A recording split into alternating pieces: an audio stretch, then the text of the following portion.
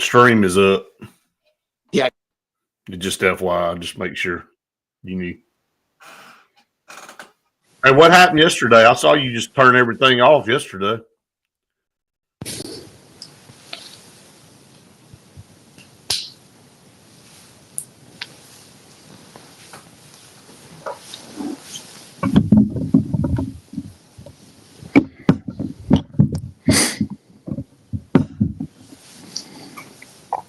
Hey, talk to me. Can you hear me? A little behind the scenes audio to see if we can get this thing straightened out. Yeah, let's see how it sounds. What happened yesterday? I have no clue. None. You just turned it off, didn't you? Yeah, I mean, I'm going to do it again here in 2 minutes if I can't figure it out.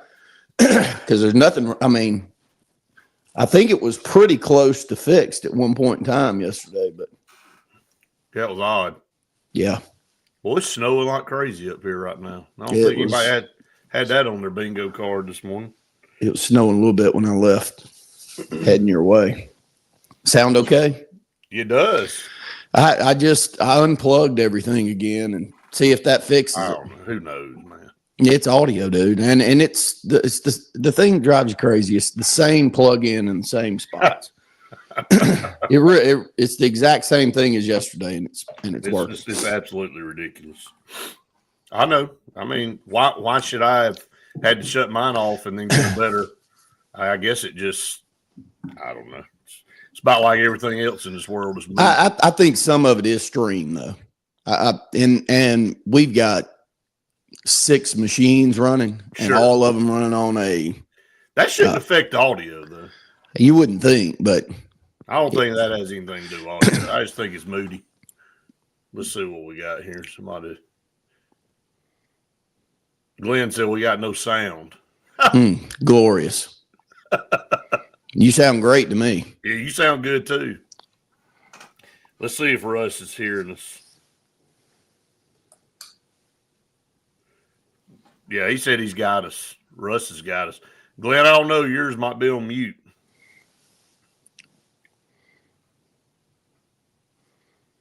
We'll be starting here in about 2 minutes. So good game last night. Yeah, it was good. Oh yeah, Stevens said he's loud and clear on YouTube, so we're good. Glenn, I know you probably just still sad about Texas last night, so you just muted everything. Yours is he's an odd. I can't figure him out, man. I can't figure him out. I want to say he's a good quarterback, but then I do too. At times, I do. And then then he's very average a lot. So, and I realize he's trying to kind of keep his emotions at bay, and I appreciate that. He shows none, does he? None. Zilch, dude. He's as stone cold as I've ever seen. And look, he's calm. I mean, he is. Man, he never gets rattled. He's almost too dang calm. I agree. It's a weird watch. Yeah, I'm with you. That's about where I am with him. His arm strength's not great either. Not at all. He's got pretty good touch. If he's got like those wheel routes coming out of the backfield, those are beautifully thrown footballs, but there's not a lot to those.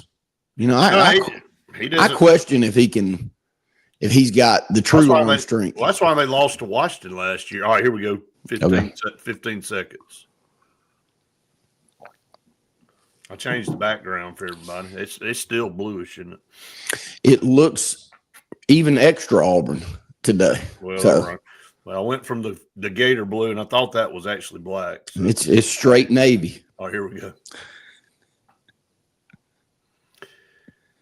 Hello, everybody, and welcome into the Sports Blitz Saturday Sports Countdown presented by JR Sports Bar and Grill and Sunshine Heating and Air. Glad you've joined us here on the Saturday Sports Countdown. Brett Pritchard and Randy Lee coming to you this morning. Luke Robinson will join us, whenever. He rolls around, goes to get Starbucks, comes back. I woke up, it's snowing here, so I'm sure it's probably snowing where he is as well. So, again, we're glad you joined us. It's a great morning to talk sports, man. It's not a good morning to get outside. That is for dang sure. So we got a lot to talk about, man. Semifinals are in the books. 2 really good football games, Randy. I think that's what all of us were pulling for.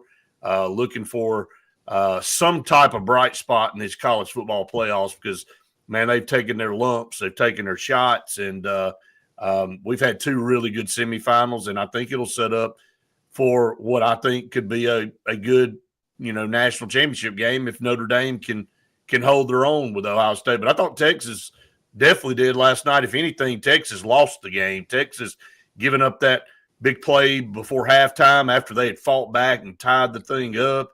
And then, the decision and the play calling down inside the 2-yard line when you had a chance to tie the game was baffling to me. And I know we'll dive into it, but overall, two really good football games here in the semifinals. Well, there's no part of me that feels like the championship game can't be a good football game, because when I watched Texas play last night and I thought at the entirety here of this playoff run, for whatever reason, their offense has got a lot to be desired. Quinn Ewers, I know he came out of high school as one of the more decorated quarterbacks in the country and one of the higher recruits in the country, but he has his moments, but he also has moments where you watch him, Luke, and glad to have you in. He has those moments where you go, man, is his arm strength questionable? Is there some type of injury that we're not hearing about? I thought that he was more mobile than he is, and that comes into that inside the 5-yard line. I mean, if Manning's in the ball game right there, or if Riley Leonard's in the ball game right there, anybody that's in the game right there, you're running it straight ahead, probably with the quarterback, Jalen Milroe, keep going down the list. But they don't do that often with Quinn Ewers. So I'll bring you in, Luke, here. I don't want to start with one player, but I'm going to start with one player. Has he taken that big of a step back for you this year compared to what we saw with Quinn Ewers last year? I'm not sure he's taken a step back. I just think he's fine. He's very good. He's got some elite talent around him, which makes him look even a little better. But he just hadn't lived up to his hype, which, again, other people, external factors create that. So it's hard for me to hate on him for that. But he just hasn't done that. I'll tell you, in terms of the, late in the game, you got 1st and goal after, I think, a pass interference or something on the 2-yard line, whatever it is. They run the ball once up the middle, and It's just like it scared Steve Sarkisian to death. And guess who was the offensive coordinator in the Iron Bowl in 2019? Alabama has 1st and goal. All they got to do is score, and they go up 2 scores. Instead, they tried some little flare pass to Najee Harris, and it bounces off his rather round posterior into the hands of a waiting Auburn defender, and he takes it 100 and something yards. So instead of being up 2 scores, now you're down. I mean, you're tied.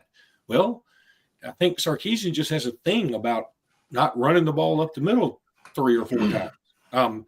I get it if you want to do a play action eventually, but I think it's sort of an unwritten rule in football for the most part that if you pass on 1st down when it's like 1st and goal from the 1 or 2, you're basically saying we can't get in there running.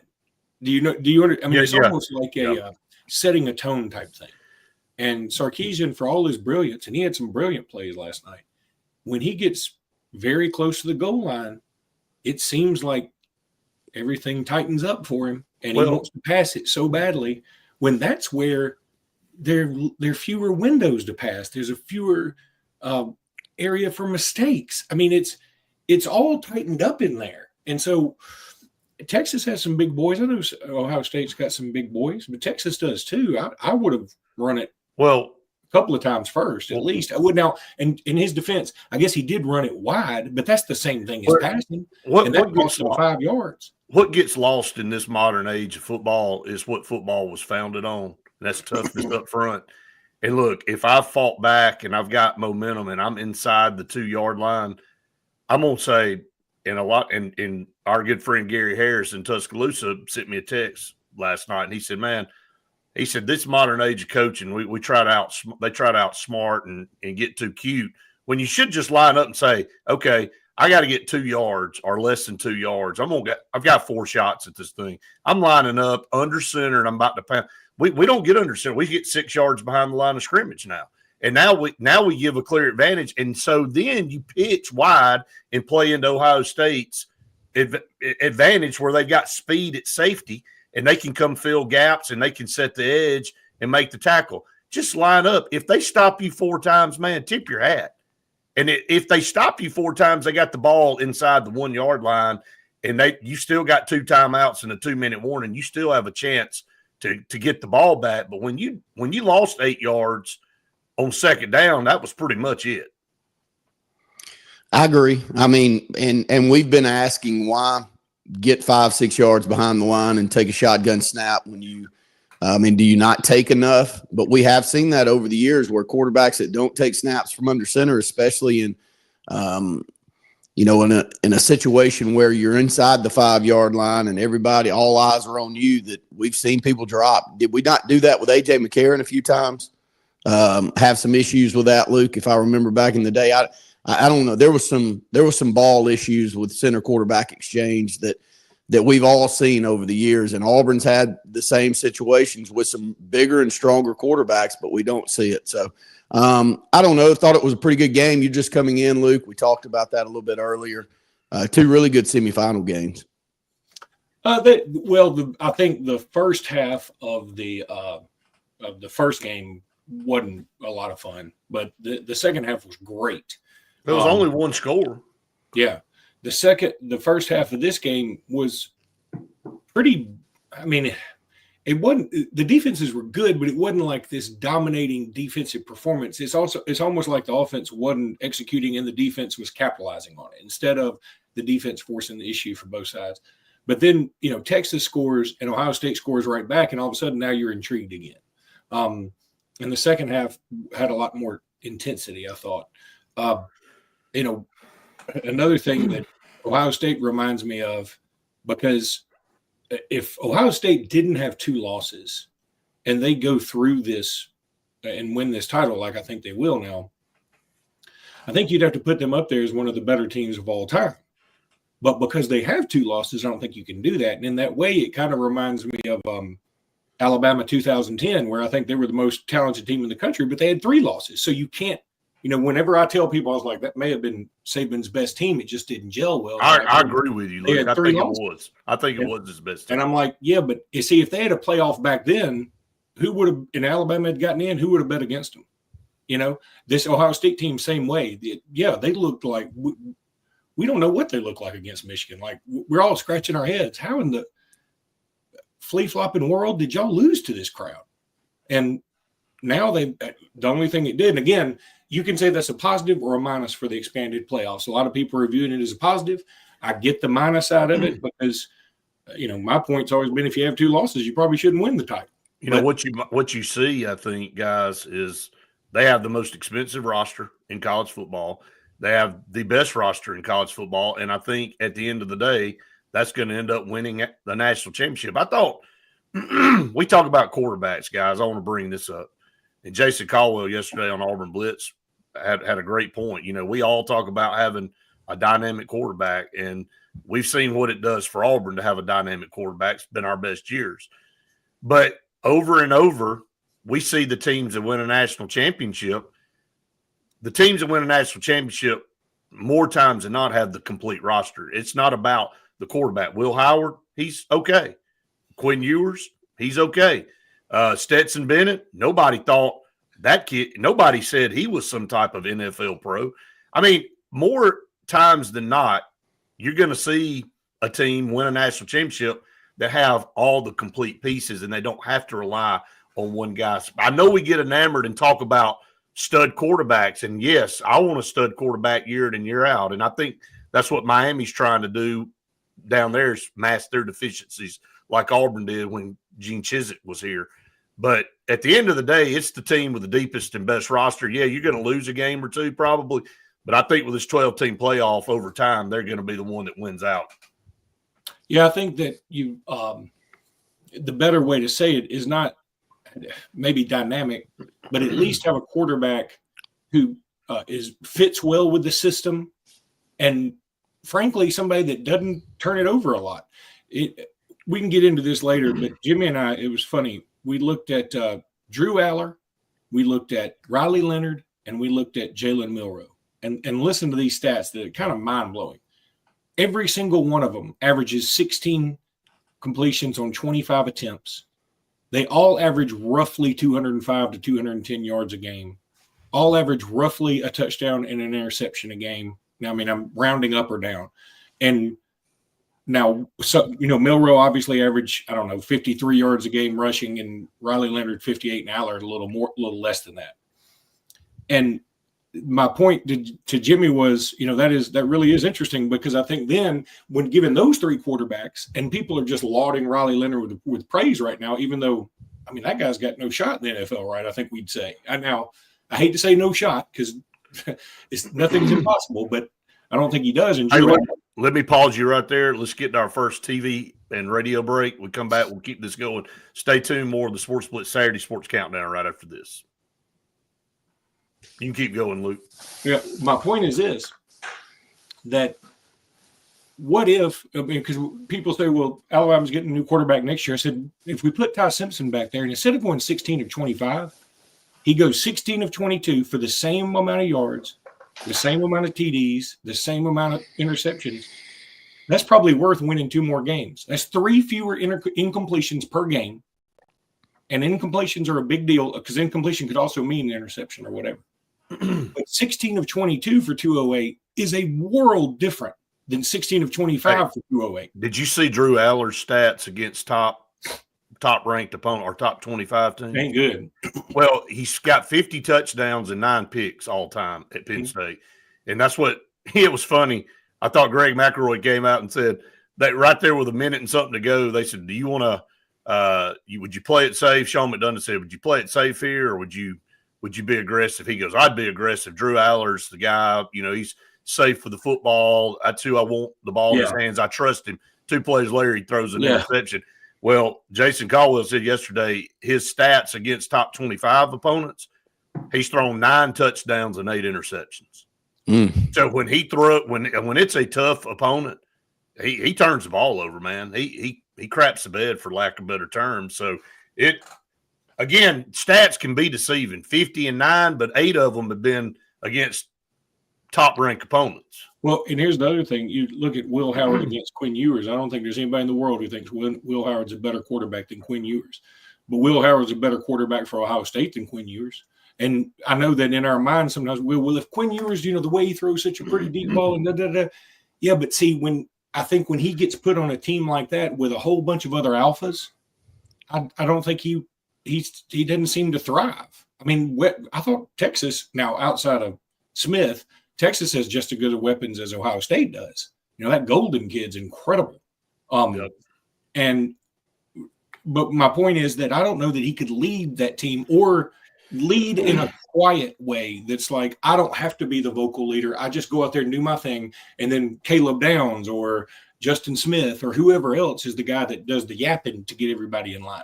And I'm not sure that's Quinn Ewers' bag. So that's where it would really bother me as an NFL GM. Now he's announced he's going to go pro, and that's fine. And I think it's a good call, because the quarterback pickings this year, if Jalen Milroe is your third best quarterback, I think you could go grab $3 or $4 million somewhere else in college and play one more year, like Carson Beck's going to do. I think that's why.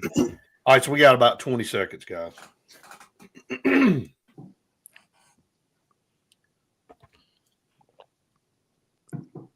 Yeah, I think, hey, you got options now. If you got eligibility left in college and you're somewhat good, you can.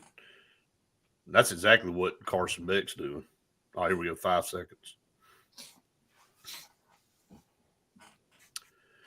Welcome back, everyone, to the Sports Split Saturday Sports Countdown presented by JR Sports Bar and Grill and Sunshine Heating and Air. Been longtime partners here on our program for over 20 years. We appreciate them. If you need a heating and air unit, call on Sunshine Heating and Air here in the Lake Martin area. I woke up this morning. It was snowing. It was nasty yesterday. It's just been a nasty couple of days outside. So you want to make sure your heating and air unit is working. If it's not, and you just found that out this weekend, you need to call on Sunshine Heat and Air and Kevin Keel. Guys, going back to what you were talking about and what we were talking about before we went to our first break, quarterback play is always important, but I don't think you have to have elite quarterback play when you got a complete roster. Now, teams that don't have a complete roster, yeah, they've got to mask deficiencies, and they've got to be able to find somebody that can make up for some of those things. But we're seeing teams over the last 5 or 6 years don't have to have a number one draft pick quarterback back there to win a national championship, Randy. Well, it's got to be on the right team, and it's got to be a loaded roster. So you've got to, and I know Auburn is finally recruiting up to that level, but I mean, you're talking about teams like Alabama, Ohio State, Georgia, a few others, but there are those 3 teams have not dipped outside of the top 5 in recruiting since when, Luke? You're the recruitnik of the bunch. I mean, when's the last time Alabama, Georgia, and Ohio State was outside of not even the top 5? Let's just say outside of the top 7 in recruiting. It's got to be a decade ago, if not more. It has to. I mean, look, Alabama's been in there since Saban's really his first full recruiting class, and Ohio State's always there. And so there's your answer, Brett. That's dead on what you're saying. Yeah, those exactly are what you're saying. Those are the teams winning the national championship. Those are the teams that can do it without a top tier number one draft pick quarterback. Who else has won the national championship? Well, LSU has, but LSU has with the best quarterback. Joe Burrow had a show. That's what I'm saying. He had a stud. Michigan did, and they were a winner through good timing. If you ask me, they had a big senior loaded crew. But they didn't have some quarterback. Now he was drafted in the first round by Minnesota, right? Wasn't he? Yeah, I think so. Yes, but I wouldn't call him like crazy. No, awesome. Of course, Clemson with Deshaun Watson and Lawrence. I mean, Trevor Lawrence. Now, whatever Deshaun Watson's done in the pros, notwithstanding, he's one of the best college quarterbacks I can remember. I mean, that for sure was crazy and crazy accurate. Now he gets to the pros and has an affinity for massage parlors, and more power to him. But he just tore his Achilles for the second time. And Cleveland spent $230 million on him. Well, that's just Cleveland's like that friend that you have that if they win the lottery, they're going to lose their money. But if they don't have any money, they're going to lose their money. Cleveland is going to find a way to spend $200 and something million. Whether it was on him, they'd go to the track, they'd do something. Cleveland's going to burn that money up. They ain't going to save it. They ain't a saving type program. Hey, we got some comments rolling in. Tony said, just tuned in. Where do you think Quinn Ewers will go if he departs Texas? So we just talked about it a little bit. Tony, it appears that he will be going pro. He told College Game Day he's going pro. Well, who knows? Carson Beck said he was going pro too. Absolutely. Hey, by the way, did the Cavender girl he dates have any pull on Carson Beck going to It should have. I almost transferred that. Just showed up. Where's she at? And then look, they've been dating from afar. And then when he showed up down there, she went, whoa, I thought you were starting quarterback for Georgia. Who is this guy? Bless his heart, man. I mean, look, there's not a model in the three of us, but Lord help. Good. Now, that tweet that got sent out amongst us last night was pretty accurate about part of the deal was he gets to go to the Everglades and catch flies. Now, we didn't say it. Yeah, we didn't say it. We just passed the word along. Yeah. Justin said stats are, I guess that's deceiving. Averages per game in 2024, Jalen Monroe 16 to 25, 219, 1 touchdown, 1 interception, 56 yards rushing. Peyton Thorne 18 to 29, 247, 2 TDs, 1 interception, 26 yards rushing. Now they can't. They're always. Yeah, he did come back and correct himself and say deceiving, but that's for the most part. Numbers usually carry across, but there's going to be outliers sometimes. That again, you look up on the scoreboard and you're like, how in the world did that team win? Because that's when you average in other elements of the game that can affect the score. So that's part of it. I wonder how different Peyton Thorne's stats would have looked had he played, because he sat a game and a half, right? Didn't he sit a game and a half? That's right. I don't know if his stats would have been better or worse. I don't know. I'm just curious. I mean, I don't know. I know which side I'd have been on. I mean, just again, it's kind of like Cleveland. You kind of already know what the outcome is before you get it. But the two teams he sat against, Brett, were they? Well, he sat against New Mexico. Now, he would have. Okay, he would have. See, his stats would have looked even better, I think. So, New Mexico and then half of Arkansas, maybe? Half of Arkansas, Yeah, so, I mean, I think his stats would have looked better, which is wild, which, again, goes to stats can be deceiving. Now, it's deceiving in the sense that, I mean, the other thing is Peyton Thorne didn't have a ton around him. I mean, now, granted, I'm not trying to stick up for Peyton Thorne. I'm just saying if his stats were even marginally better, I don't think it necessarily. But it is, it is weird. If you look at his stats and he posted a graphic because he made the Hula Bowl, and I mean, I can't remember exactly what it is, but he's like third all time in single season touchdowns and fifth all time in single season passing yards in Auburn history. And it's like, man, if you look at that and you go, well, why did Auburn fans? What was the disconnect? What was the problem there? Well, if you look at the record, that was the problem.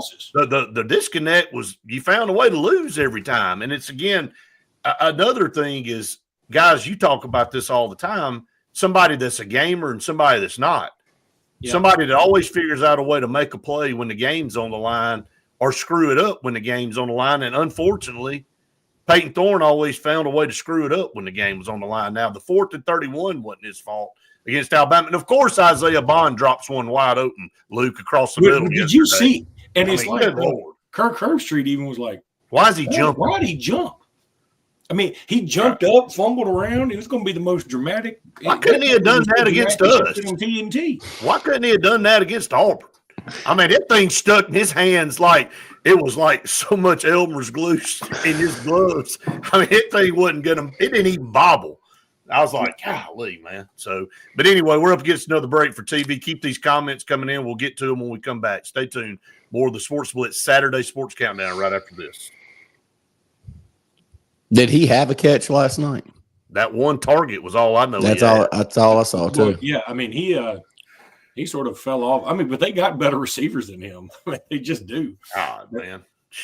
Well, don't throw it to him on 4th and 31. He'll catch it with one pinky. Hey, and it's like the first really good catch for Texas, the guy caught it with one arm. Was that Golden? Yeah. Well, the reason he caught it with one arm is because the Ohio State guy was holding his other one. The officials missed more obvious calls last night. I know we bashed officials, but I mean, they just said, the hell with holding. Y'all hold who you want to. Yeah, I mean, Ohio State did pass interfere a lot last night. I thought it was pretty clear. Even Herbstreit was like, that was a fistful. Well, they got one guy that leads the country in holding. That guy don't know how to cover anybody but hold. Now, I will say this too. I usually am not like, you go game to game and whatever. But Texas, given how many dead gum breaks they got against Arizona State with the targeting and the field goal, y'all just need to have a nice, warm, big mug of shut the crap up. Because y'all – and here's the other thing. It wasn't like those penalties, they should have been called. But when you have 1st and goal on the 2 and you can't score, that's on you. And they did one up the middle, and it's like, oh, God, y'all, we can't do this. We got to do something else. Well, you had Arch Manning. He just ran for a first down earlier in the game. Yeah. Give it to him. I mean. Why was Texas in white last night? Shouldn't they have been the home team? I wonder if they chose to wear white. They may have chose white. Yeah. I bet they did. They were the higher-ranked team. Yeah. So, I don't know. I mean, that's what I wonder, but I didn't know they had such an affinity for white. I thought they loved that burnt orange. Guess they're going to start becoming LSU and just wear white everywhere. Georgia Tech did that a lot. I'll tell you what, when they pan the crowd and you see the Texas women versus the Ohio State women, that was the best for Texas. Like, we'll get y'all next time because we recruiting just right here, just looking at this. Those winners up north, man. They hard on them.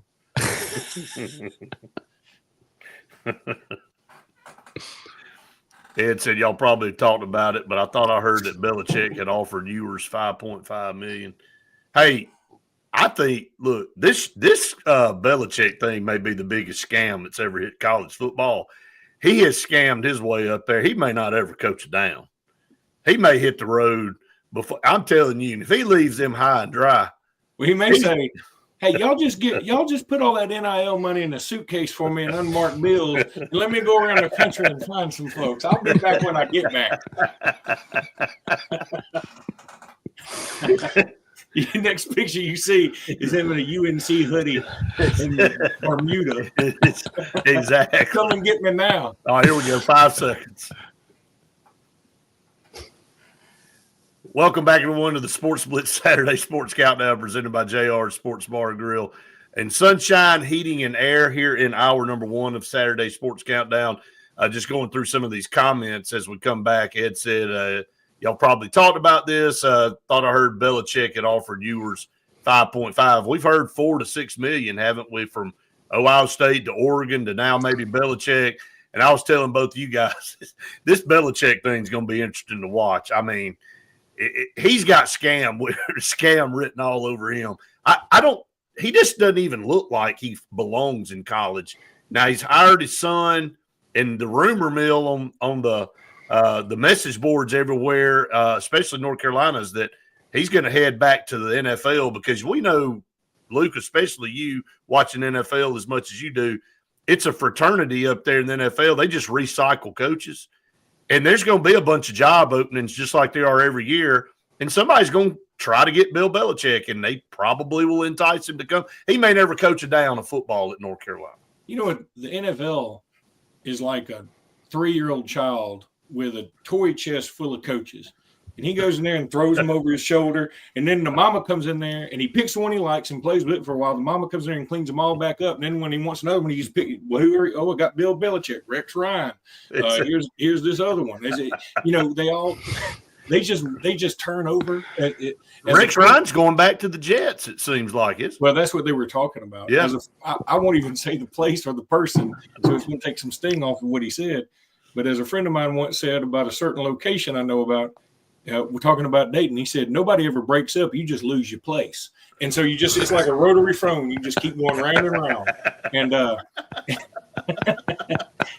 and that's the truth. You break up and you go, I guess I go to the back of the line. People don't watch us people don't wake up on Saturday mornings to watch us about sports. They wake up for life advice. They like, man, okay, I'm not the only one that happens to. Yeah. So Justin said Belichick will be like Tony Barbie over in Australia recruiting. We had hit the lowest of low points when Auburn went after jumping Jack Purchase over in Australia because we couldn't recruit anybody within 600 miles of Auburn University, and we had every excuse under that you could come up with. The reasons that Under Armour. Remember this? All the AAU and Under Armour talk and reason. Couldn't believe it. No, we just there was no way that Auburn was going to be able to recruit to that level, being part of that brand. We have hired some of the biggest fools at Auburn University you could put together. Talk about scam. I can't believe we didn't hire Bill Belichick. And here's the deal. I'll never forget me and you walking up the tunnel from Legacy Arena back to the Sheraton, and we turned the corner and Tony Barbie was walking ahead of us. And I think I said it pretty loud. I said, is that Barbie? I didn't think he knew how to find his way up here. I didn't think he knew how to get to Birmingham to recruit. It was almost like Brian Harsin. I don't think Brian Harsin knew how to get outside the city limits of Auburn. It was terrible, man. And look, I'm not saying that's how it's going to work out for North Carolina. He may coach and he may implement a system and they may start dominating college football. I would probably bet on the other side, though. Well, Tony Barbie, I remember that day, and he had gone up there for the Electric Light Orchestra concert that night. He didn't even know there was a basketball game. He looked disappointed when he was walking back. He showed up with his ticket and said, I done missed this date by a week and a half. Is there ever been, like literally, we have a Mount Rushmore at Auburn of idiots for coaches. Like our Mount Rushmore. Yeah, a lot better description. But I mean, when you put Brian Harsin and Sonny Galloway and Tony Barbie up there, I mean, I had bashed Tony Barbie so much on Twitter, he finally blocked me because I made sure to tag him in everything I said because I couldn't stand him that much. I'm like, look, I know we weren't really good in basketball anyway, but you took what little we had. It was like Bob Cratchit in the Christmas Carol. You got one piece of coal to keep you warm. I'm like, well, I can lean on that every once in a while. Hell, he came in and stole that from me. I mean, that's like, well, let's build this mausoleum for the worst coach in college basketball history. So, yeah, it comes down to recruiting. Man, he didn't know how to do it. He just absolutely didn't know how to recruit. Well, the effort wasn't there. And Brian Harsin, the effort wasn't there. You know, well, I mean, he lacked in knowledge. He certainly also lacked in effort. Luke, I don't know if you've seen it, and I'm sure you haven't, but they did basically a little small documentary on Auburn basketball. Auburn Productions did, and when they opened up, when the very first scene is Auburn Arena, and there's a game going on. I thought it was a practice, and there's a game going on in there. I'm like, literally, if there are 20 people in that arena, there's no way there were 20 people in there. And the cheerleader, I'm like, what is this? And that was how bad it was. We had just opened a new arena, and the product was so horrible, so horrible. That makes what Bruce Pearl, what he's done and where this program is. And I know Alabama can say the same thing, and Alabama's had a little bit more success over time than Auburn. But let's be honest, Alabama's basketball program had drifted down to the doldrums too, and nobody was looking at this state. We were just trying to get through the winter months to get to spring football, and that's not what we do here anymore. When you think about all the times, you know, how many times did Alabama and Auburn, when they played each other, had a 51-50 final? I mean, 51-50 is a halftime score in most of our games. I walked out with Brett one day, and terrible. Auburn had won 53-49, and there was one dunk in the basketball game. I said, I can't believe how bad the athletes are out here for both teams. It was pitiful. But I saw last night bracketology that they're already throwing some. Here's our thoughts on 1 through 5 seeds. The first two teams in the 1 seed bracketology lines: Auburn, Alabama. I was thinking to myself last night, I mean, where are we? What time warp are we in where the first two teams, it may have been Lenardi. I can't. Luke, did you see it yesterday? They're now like more per week. Yeah. The guy over at CBS does one. The guy at ESPN does one, and then Bleacher Report, I think, steals and combines both of them. But there's more than one per week, so it's one of those guys. Yeah. If you had to ask me right now, Brett did this week on the Auburn Blitz. I mean, who do you watch, or who do you look around the country and say, man, I don't necessarily want to play them? Because that's where Auburn is right now. I mean, how many teams are out there that's not a good matchup for Auburn? And the two teams that scare me the worst are Duke and Alabama. You got somebody else, Brett, that you watch? And I go, because I think we can beat both of them. Oh, but yeah, I also think it's for sure. But I also think it's a 50-50 with both of them, just based off of how the shooting goes, how good Cooper Flagg plays, how good Sears plays. I mean, there's a lot of variables. But I don't look at very many other teams in a neutral site if Auburn doesn't play very poorly that we don't win. Those are the two teams that concern me. If I had to pick, if you said, give me those 3 teams of the field, I'd probably take those 3 teams to win it. I mean, yeah, no doubt. And I mean, now the field's big, but I mean, you can also pare down the field. I mean, they're in the field, they're probably literally only 5 to 10 teams that could win it outside of those 3. And I think those 3 are better than those other teams. And so, yeah, I would probably do that. All right, guys, let's take another break here for TV and radio. Stay tuned. More to come here on the Saturday Sports Countdown right after this. It's when you're leaning in, Brett. When you lean in, that text Justin just sent. Yeah. It's peaking bad when you're getting close to that mic. No, he's saying your mic, Randy. My mic is? He said your mic is way louder than everybody's. Oh, my. I thought he said you. He said, Randy, your mic. Well, unless I changed my name to Randy. Well, no, Brett just pronounces and spells his name differently than you thought, Randy. My name is really Randy in a different language. It's just, and his R's are his B's. Is it peaking, Justin? I don't think it's peaking. It just sounds real loud and clear. Now, my mic, I could probably turn it up a little bit, but I think my volume's good. No, okay.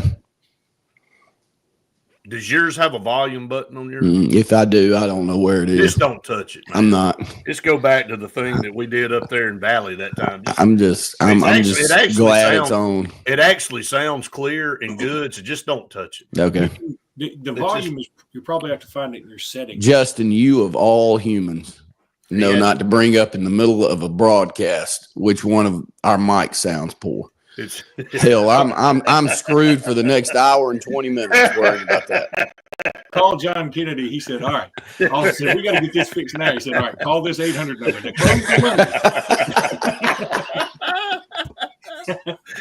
Hey, John said, he called me the other day. He's like, man, I got this cool bottle of whiskey. I'm gonna, you got to see it. He said it's got, you know how they do the designs, and you can laser some kind of picture on there. And this one had Jordan Stadium on there. I've seen Bryant Denny. I've seen other things. I said, man, yeah. I said, man, shoot me a picture of it.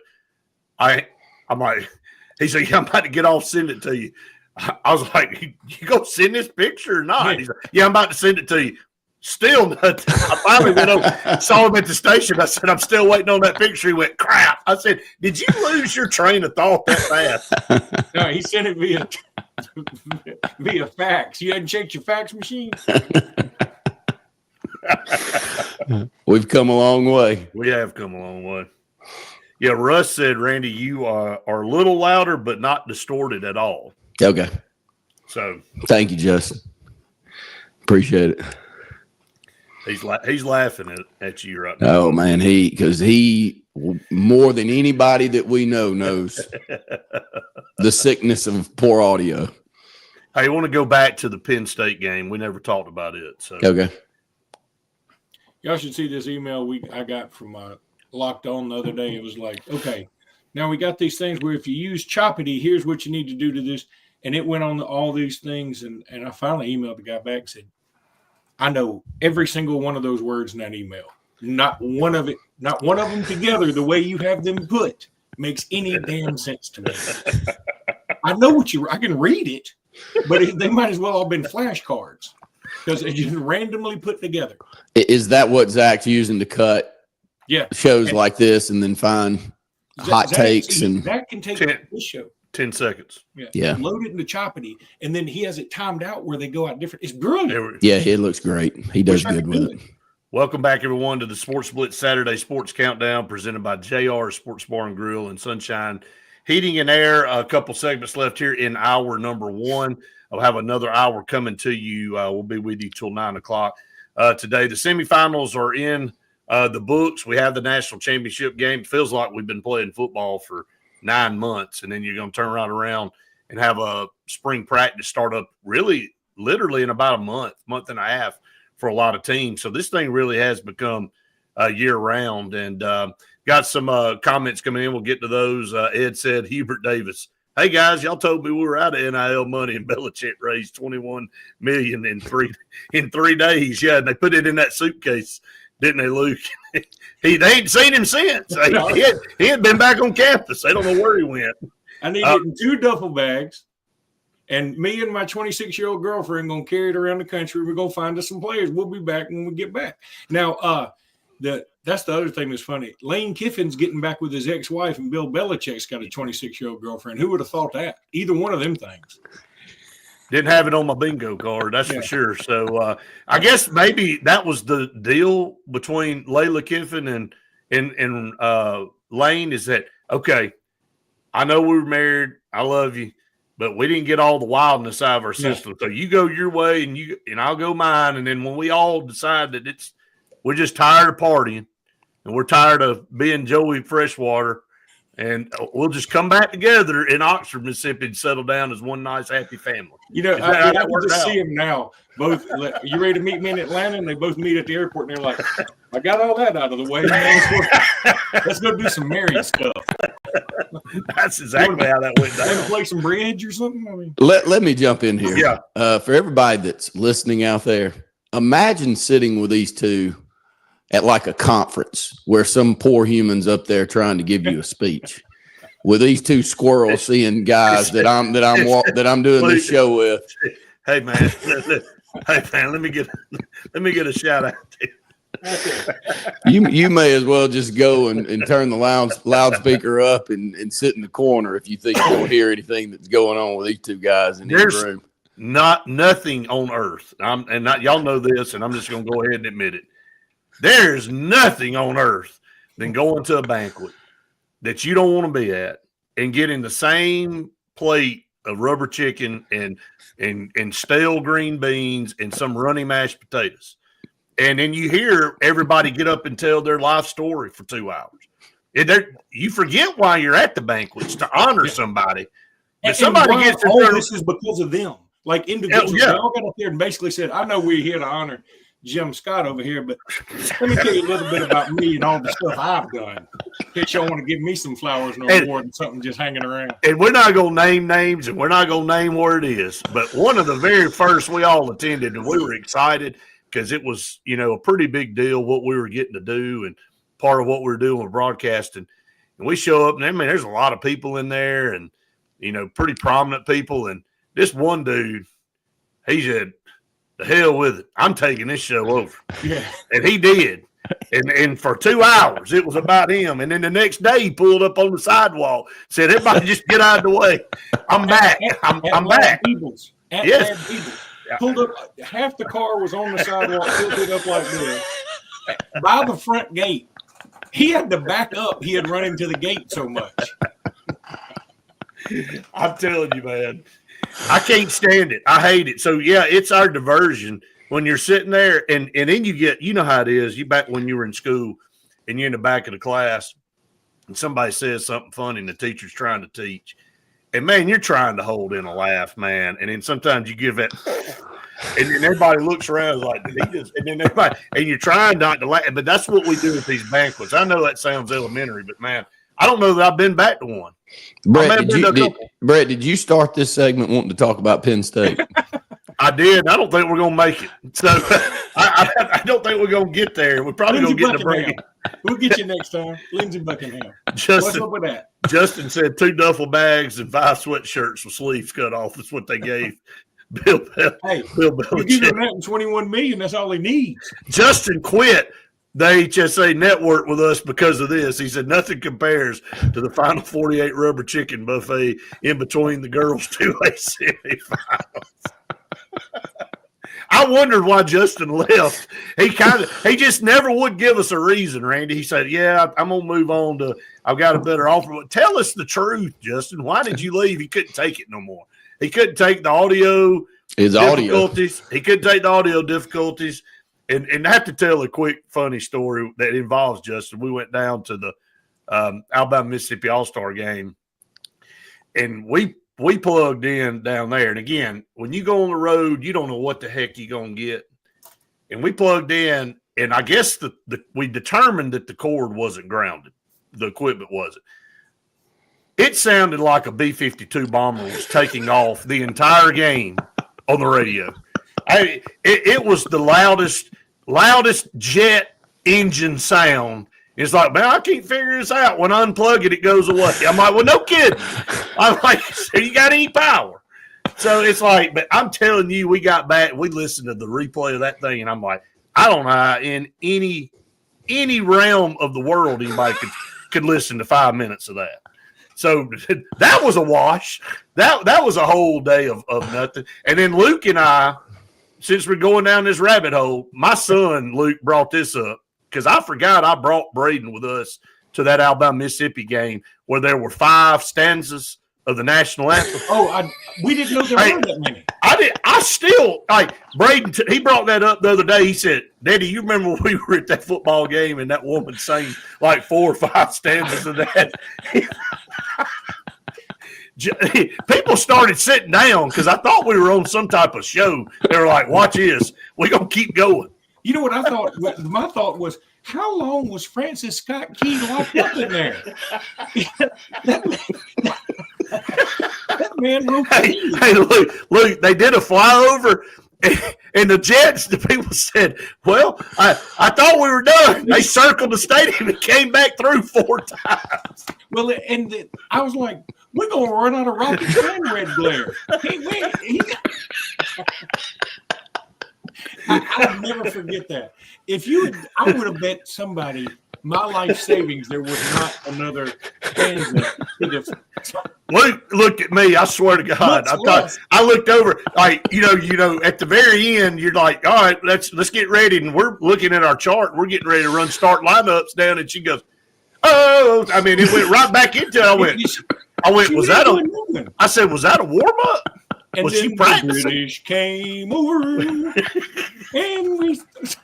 I was like, hey, talking about stuff you see now. I mean, he's trying to write a song about a war going on and shots being fired. He sat there and described the entire battle.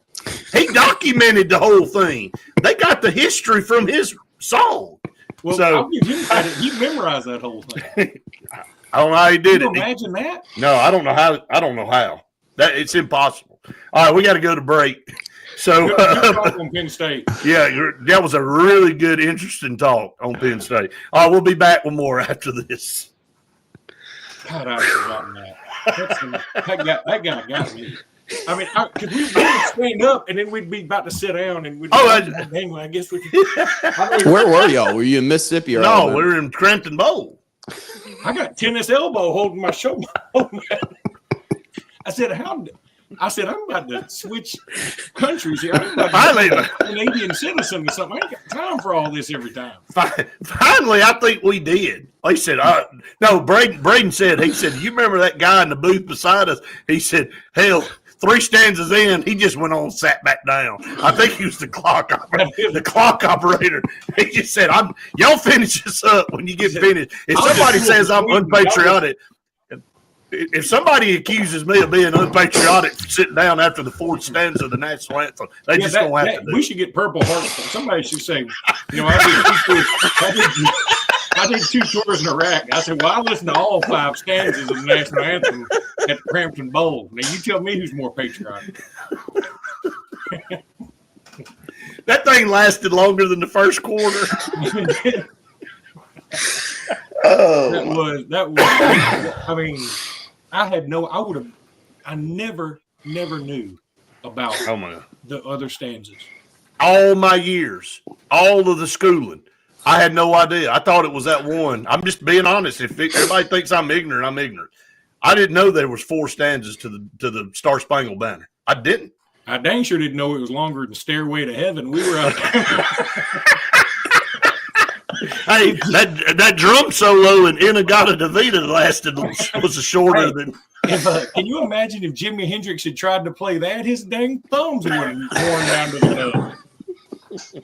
Playing that guitar, doing it like that. Wow, some good old memories. I wish it's almost where we'd have to have fast forward, but I wish we had video of that where you could show everybody about to sit down and then.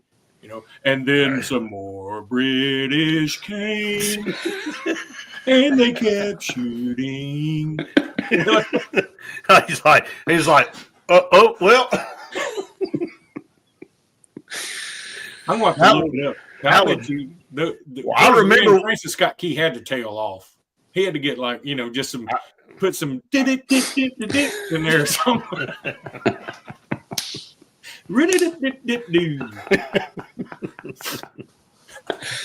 Wow. Golly, man. Was not expecting a 4 stanza Star Spangled Banner. I'm just going to be honest about it.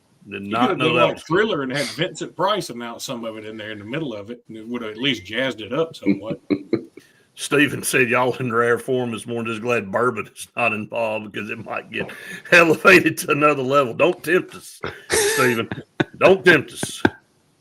Daniel Tosh had a good comedy bit about it. He said, we have the worst national anthem. Everybody's like, oh, God. Here we go.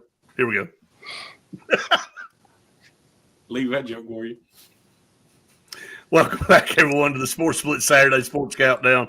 Presented by JR Sports Bar and Grill. I'm going to try not to lie again. We're going to get to Penn State and again, Notre Dame. And that was a pretty interesting segment. So, yeah, that was a little comedy for everybody out there kind of going down memory lane. But to close out the first hour, we did talk about last night's game. It was a good game. You're right, Luke. I think Notre Dame, Penn State in the first half, all I thought about was what Randy had been saying for 2 weeks is the defenses. And look, for last night, for a long time, defenses ruled the roost. And it's like all of a sudden the offense has kind of caught themselves in the second half of both of these games. But we're seeing a different style of football being played and I think we're all used to 35 to 31 games or 38, 31 games where you score a lot of points. And so I heard what you were saying, Luke, about, maybe that first half wasn't as good.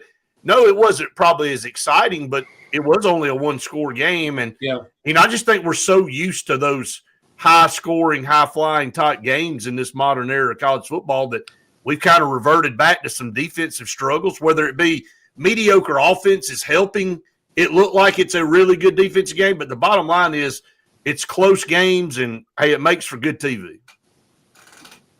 Yeah, it does. And that's what they want. And look, the college football has morphed right into the NFL right before our eyes, not just because of the NIL and the pay for play and everything else, but the 2-minute warning. And now I think that's what, the NFL always, every game seems to come down to a single score, doesn't it? Or it's 2 scores and the other team can make it within a single score to at least make it interesting late in the ball game.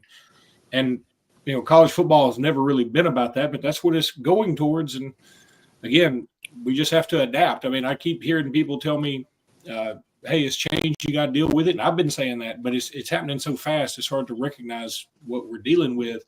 And, as I told Jimmy the other day, that I don't think we're far from.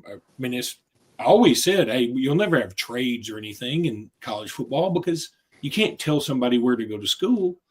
But I don't think we're far from it. I swear to God. The more I think about it, the more I think about why don't we have free agency when let's say you lose your quarterback or you lose you lose your top 2 running backs in the middle of the year, right? To injury. I mean, if somebody were still in the transfer portal, why can't you go get them anymore? I mean, I guess because somebody will say, well, they've already started classes. Who gives a rip about that? Who is paying attention to that? Worried about that? I mean, I know they're vaguely worried about it right now, superficially worried about it, because that's why the transfer portal times are where they are right now. But I mean, I think eventually we're going to get to the point where you're not worried about that. We're about to go to having 5 years and, just you have 5 years to play football. That's it. Now, look, I can get behind that in a sense because I think all these medical red shirts and the playing 9 years, I think all that's kind of crap. I think you should get 5 years. And if you're hurt all 5 years, that's just tough on you. I mean, at some point, I would just love to see, say, hey, sometimes you ain't meant to be a football player. I'm sorry, but we can't continue to change every rule so that everybody can play all for as long as they want to. And that's been sort of the beauty of college football is that you can move on. I mean, we don't have any Tom Brady's that play for one organization for 20 years. So I don't know. Again, I get worried about it. There's nothing I can do about it, though, so then I quit worrying about it. Well, I'll say this about the game the other night, though. Penn State, I thought in the first half was a way better football team than Notre Dame. I didn't think Notre Dame would get their offense together. Watching that first half, I was like, Riley Leonard has moments in every game where you go, is he just really mediocre or is he below average? And then tip your hat to him, Brett. He can turn it on. He's a gamer. He finds ways. I really like him. And, those of us that cover high school sports in the state of Alabama know what type of an athlete he was. He was top shelf athlete, one of the best high school basketball players from a high flying standpoint that we've had in this state over the last decade. There were highlight reels upon highlight reels coming out of Fairhope, Alabama when he was a sophomore in high school. And I'm not talking about shooting threes. I'm talking about kinds of whatever he wanted to do, dunking the basketball, Riley Leonard could. So I'm not surprised to see how good of an athlete he is, but he has moments where he can turn it on. And I don't know why some athletes can, but he did it the other night. Because when he got hurt, I thought it was going to help Notre Dame. I was watching the game going, now Notre Dame's got to go to a more pass-happy attack.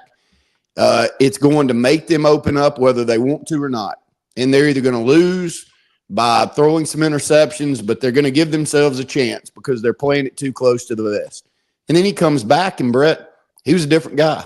So I don't know what it is. And so that's part of the storyline. And he's a gamer. He's a gamer. He is a gamer. And I think that that's something that we've missed.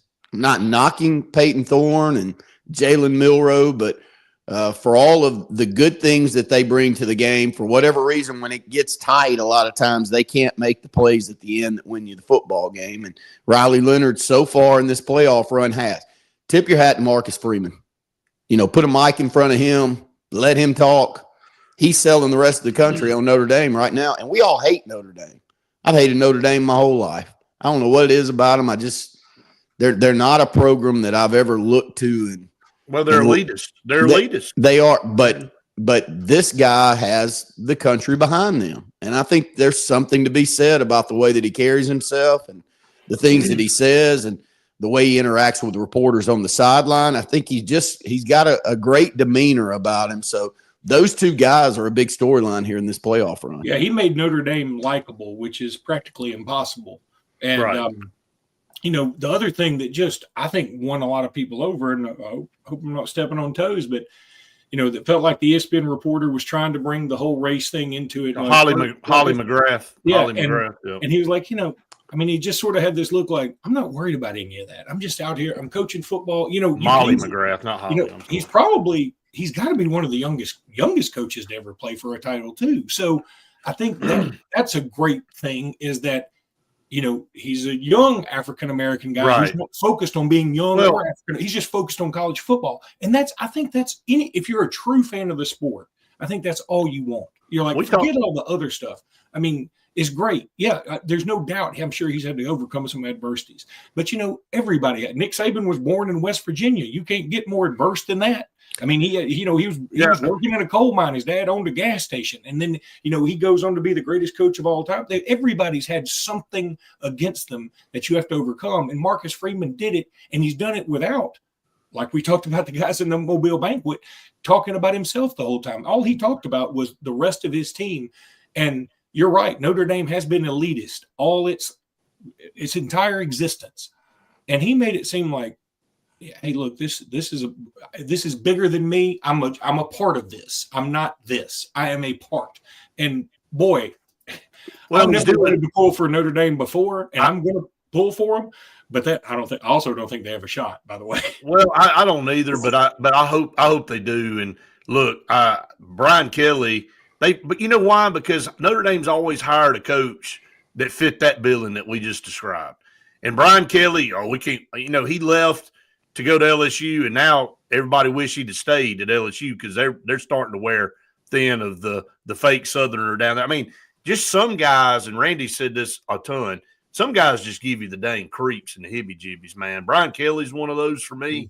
And then you look at Marcus Freeman, and it's like, I'd like to go hang out with that guy anywhere he goes because he's genuine and you can feel it. And that's why I like Riley Leonard. And then I heard Will Howard last night after the game, and I hear what he said. Will Howard and Riley Leonard aren't afraid to throw their faith out there and give praise to Christ. And I think that's great. I think that's awesome. And again, they bring an element of likability to a program that you might otherwise not like. And we all three have just said that. Marcus Freeman, Riley Leonard, those guys make it okay, it seems like, to say, okay, I'm going to throw away all the thoughts and things that I've had in my life about that program and how much I've hated that program. And I'm going to change my tune. And I know we got to go to break. It's top of the hour. We'll keep this conversation going into hour number 2. Stay tuned. More to come right after this. The other thing about Riley Leonard, Jimmy Stein's, from Fairhope, and he's a good buddy with, I think, Riley Leonard's dad or something. Or Riley Leonard's best friend is Jimmy's best friend, something. And they all were hanging out before Riley Leonard actually, maybe he was at Duke at the time or was maybe he was a senior at Fairhope. And he was there with his girlfriend, who I think he's still dating, who's at Auburn. She's at Auburn. Yeah. Yep. And he said that Jimmy was like, well, spring break, what are y'all going to do? I'm sure y'all are headed down to the beach, because Jimmy knew he was, a Christian, but he, a lot of people are still go down to the beach and throw their swim trunks in the ocean, in the Gulf of America. There you go, the Gulf of America. But he said, yeah, we may go to the beach and just ride our bikes for a while, ride our bicycles together, just something like, I mean, he's just he's a down to earth kid. He ain't a partier. He ain't got a frat boy. He's a good, like you said, he's a power Christian. And again, and who doesn't push it on you. He does not. That's the one thing. He's just saying that's who he wants to give credit to. It just bothers me because, like, if he were any other religion, everybody'd be celebrating him. And it's like, well, yeah, it's easy to beat. Shoot, he's probably, had his fair share of hardships dealing with this. So I'm pulling for him. I really am. I hope they win it. I just don't think they got the horses. I don't think they do either, unfortunately. And why does Ryan Day look like a villain? He looks like a G.I. Joe doll. He does. I mean, there's something way too perfect about his beard. My daughter Mary Sanders said he looks like the ventriloquist dummy from Goosebumps. He does. I mean, is this? I don't know. He does. He kind of looks a little bit weird, to be honest. But he's kind of taken the heat away from him, hadn't he? Mm-hmm. Boy, it got hot. He went from stinking hot after Michigan to now. So. He was puckered up pretty good when Texas had that 1st and goal for the one. Yeah, and if they had scored that, they could have put the stink right back on him, Go to Auburn and Alabama, Brett. I'm about to go straight into that. That's Luke, what have y'all? What's been hot topics for y'all this week? 20 seconds, okay? just hold on, Luke, and we'll dive straight into it. Is it basketball or recruiting? Y'all are talking about most of the time. Luke. Well, football moves the meter, so we do basketball in the third segment, football in the other two. Oh, okay, I got you. All right, here we go. 5 seconds.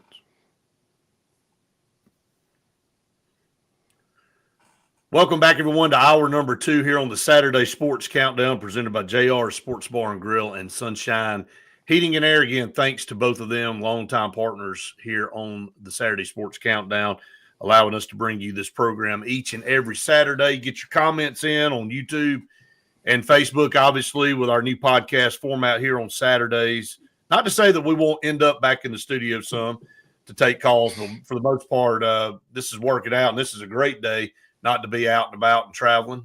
So it gives us an opportunity to all three be here and bring you this show. And we'll take your comments on anything you want to talk about. If you're just now tuning us in, because I know a lot of you do, going into the 8 o'clock hour, you might not have been up at 7. You might have still been rolling over in bed and going back to sleep. And it was a good day to do it. I don't blame you at all. But if you got some comment about the semifinals, you can send that to us. We'll hit that up. We just talked about that in the first hour. We're going to dive into college basketball here in the hour number 2. Auburn and Alabama both, again, starting off 2-0 in conference play. We'll talk about both of their games here today, and then maybe kind of what it looks like over the next 3 or 4 games for both teams. Alabama's in the top 5. Auburn is number 2.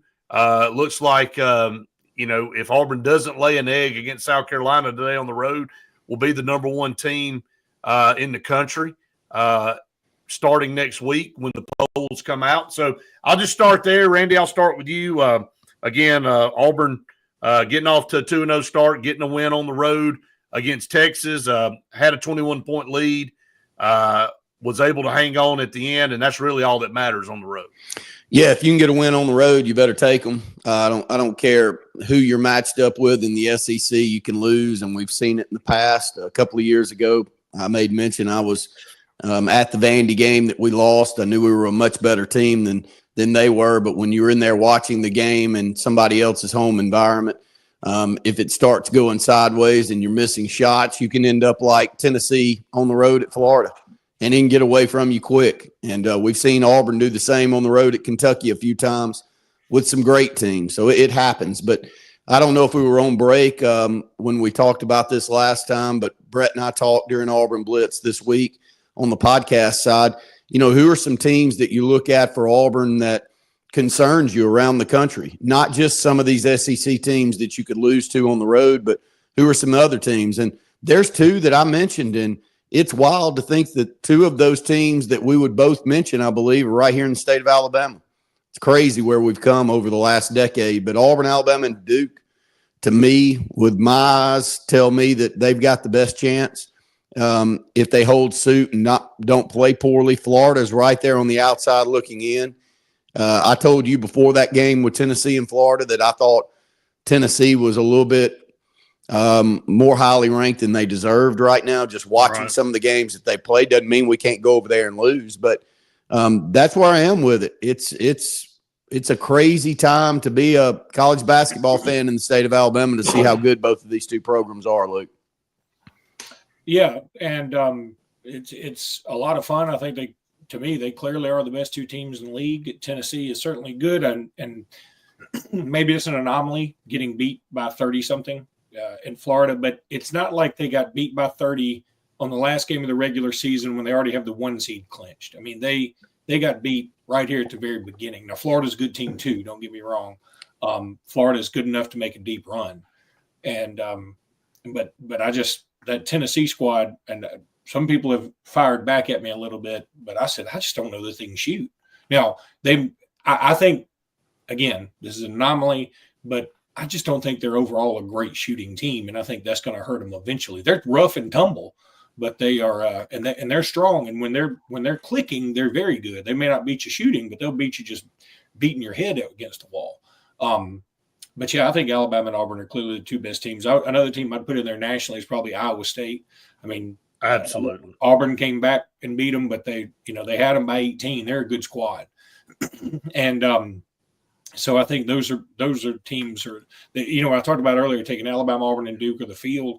The one field team that would give me some pause is that Iowa State squad. Sure. So, but yeah, it's been a lot of fun. Today's going to be a good game. Big, huge day of SEC basketball. Well, Luke, and Randy, Alabama, I mean, look at these matchups, and this is every week. I mean, today you got a top 10 matchup, Alabama on the road at A&M. That's a 5 versus 10. Then you got Kentucky, and Justin just brought up how good is Mississippi State really. I need to watch them today. Kentucky travels to Mississippi State. That's a 6 versus a 14. Kentucky just lost on the road to Georgia. And Mississippi State's better than Georgia. So it's Kentucky after beating Florida 106-100, about to drop 2 in a row. We'll see. Tennessee, I mean, they've got to figure themselves out. I don't care. I mean, I know they've only lost 1 game, but it was awful. Now they got to go to Texas. And Auburn just barely escaped out of Texas. And I know they're not very good, but is that going to be a hangover for Tennessee today? Are they going to carry that over? And is what's his name for Texas? It just slipped my mind. I ought to know it by heart and memory and everything else, that scored 34 against Auburn. Is he going to have another game like that? I would probably say no, but can they pull something off like that? And then Auburn's got to go to South Carolina, and South Carolina opened up with A&M and Alabama, and they've got a pretty good team, but I don't think they're Mississippi State. I mean, yeah, Mississippi State. Yeah, excuse me. Now, and here's one quick note. I'm pretty sure South Carolina's down 2 starters, and A&M is Wade Taylor, the 4th, is out. So that'll be tough. That's good for Alabama and South Carolina, because the South Carolina being down 2 starters, they don't have a deep bench, and then Wade Taylor is fantastic. He's averaging about 16 points a game, and his being out certainly will help. It's a 7:00 game on ESPN. I'm sure that place will be rowdy because they went to Oklahoma and won. By the way, Oklahoma's getting another taste of it, right? They were undefeated first 2 games in the league. They're 0-2, and tonight they have a tough one again. They got to go to Georgia. They got to go to Georgia. Do they go to Oklahoma? Goes to Georgia. Oklahoma goes to Georgia. Yep. Good luck. Hey, that's tough. 0-3. I mean, staring at 0-3. But my point is what Bruce Pearl said in his press conference a couple of days ago. He said it's not about, we've got to make sure that we are focused every time we go on the floor, and no matter where we go, whether it's at home or on the road, if you don't play your best basketball, you're going to lose. And he used the slippery slope analogy, and I kind of told Randy about that on the Auburn Blitz podcast, but so-and-so beat this team, and they beat this, and they beat that, and then they beat Duke, and then Duke beat Auburn, and now we're playing South Carolina. And I know that kind of is tongue-in-cheek sometimes, but it really is. Anybody on any given day can have a hot hand, and you can be off. And you can look up, and you can be in a dogfight and a rock fight on the road, and you can lose. So I think it's all about taking care of what you can do and making sure you play your best basketball every time you go on the floor. It is funny. Jimmy and I talked about on the podcast other about how, man, winning on the road in SEC is gold.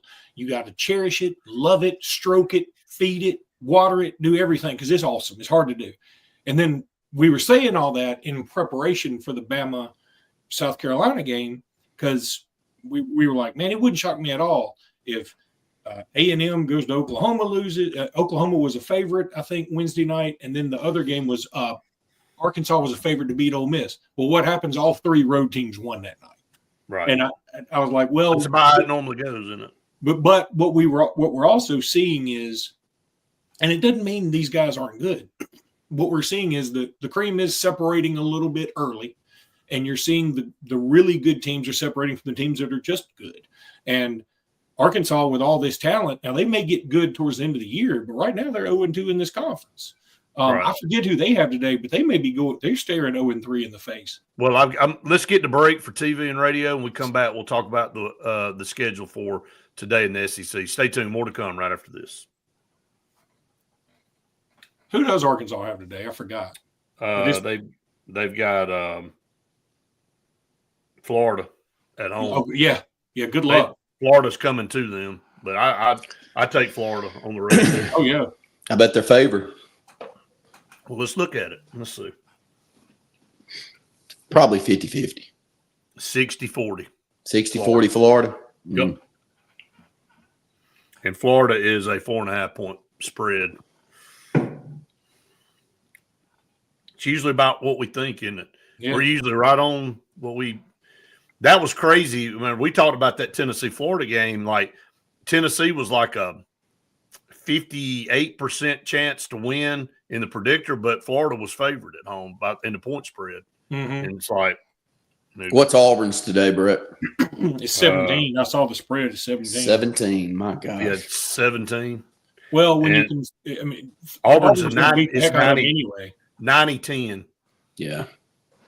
Let's see what Alabama's is. Alabama handled it. I think Alabama's about 4.5 or something. 3.5, and Alabama actually they got A&M 52.6 to Alabama 47.4. But I mean that place is hard to play in, man. It is. It's gonna be a tough game even without. And I like Buzz. We like Buzz. I think Buzz is a good coach. He's a good coach.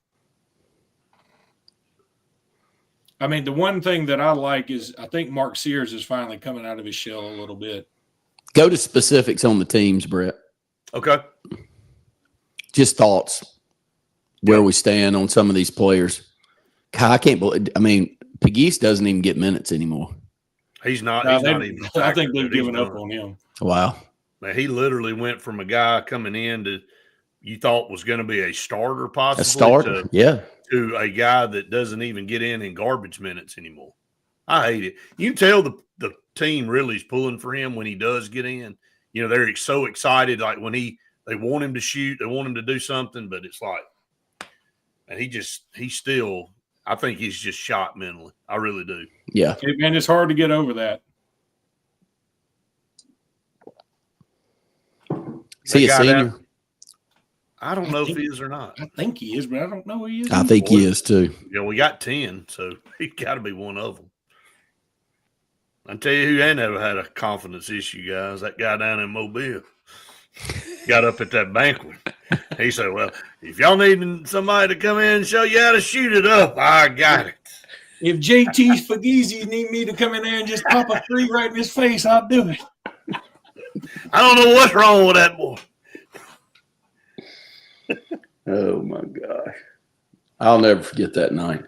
Y'all two did, Stephen, that next to last segment in the first hour, Brett and Luke acted like that for 2 solid hours, right in the middle of the banquet. And here we go, 5 seconds. They're the epitome of two people that are in class. You can't let them sit beside each other. Welcome back, everyone, to the Sports Split Saturday Sports Countdown, presented by JR Sports Bar and Grill and Sunshine Heating and Air here in hour number 2. We've got about 45 minutes left in the show today. Justin said, was Austin there? Yes, he was. Austin was there for that one, too. So I think that may have been Austin's last trip as well. He wrapped up a bunch of them. I think he checked out after that one too. I think a lot of people went into retirement after that. So, Justice said, how long has Wade Taylor IV been at A&M? 8 years. It seems like it. It seems like he's been there for a long time. Let's dive into some specifics. Randy was asking about that with some of these teams. Let's look at the schedule for today. Again, I think every time you look up, you're going to have a great schedule here in the SEC, whether it be Tuesday, Wednesday night, or on Saturday. But you got Auburn, South Carolina that start at noon today on the SEC Network. We just talked about that point spread. Auburn favored by 16.5. Then you got Missouri and Vanderbilt. Missouri at home. I think both of those teams are decent. So that one will be fun to watch from a standpoint of who can maybe pull that one out. I would like Missouri at home in that game.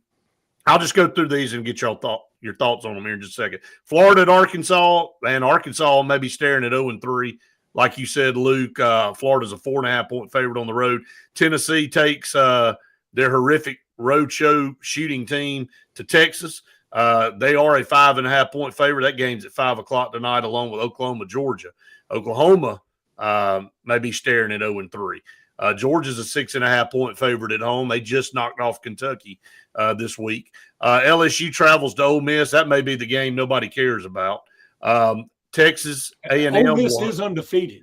Now they are undefeated, and they're 2-0 in conference play, but LSU just look terrible, and they really do. They look like maybe the worst team outside of possibly South Carolina. Alabama at Texas A&M tonight at 7 on ESPN. That's a 3.5-point favorite for Alabama, and then Kentucky and Mississippi State will tip at 7:30 on the SEC Network. That will be an interesting game. Kentucky trying not to drop 2 in a row, go on the road to maybe the hottest team in the conference in Mississippi State. Well, I want to start with Alabama with Luke. I got Luke here, so I'm going to try to pull some basketball out of him. First, Luke, give us an update on the guard rotation for Alabama. I mean, minutes. I mean, we know what you got with Sears, but I think those two off guards, who's getting the most minutes? Who do you think that you'll start seeing some different – because I think you brought it up last week. Nate Oates is going to have to make some decisions on some rotations and some players playing with certain sets. And how is that moving? Do you like the direction the team seems to be going there? Loved the rotation last week. The one thing that may have been just a little puzzling was Houston Mallett got only about 3 minutes. Now, he dealt with an illness not too terribly long ago, so maybe he's still suffering effects of that. But, man, so many guys played and so many guys had good numbers against South Carolina. Again, you got to take it with a grain of salt.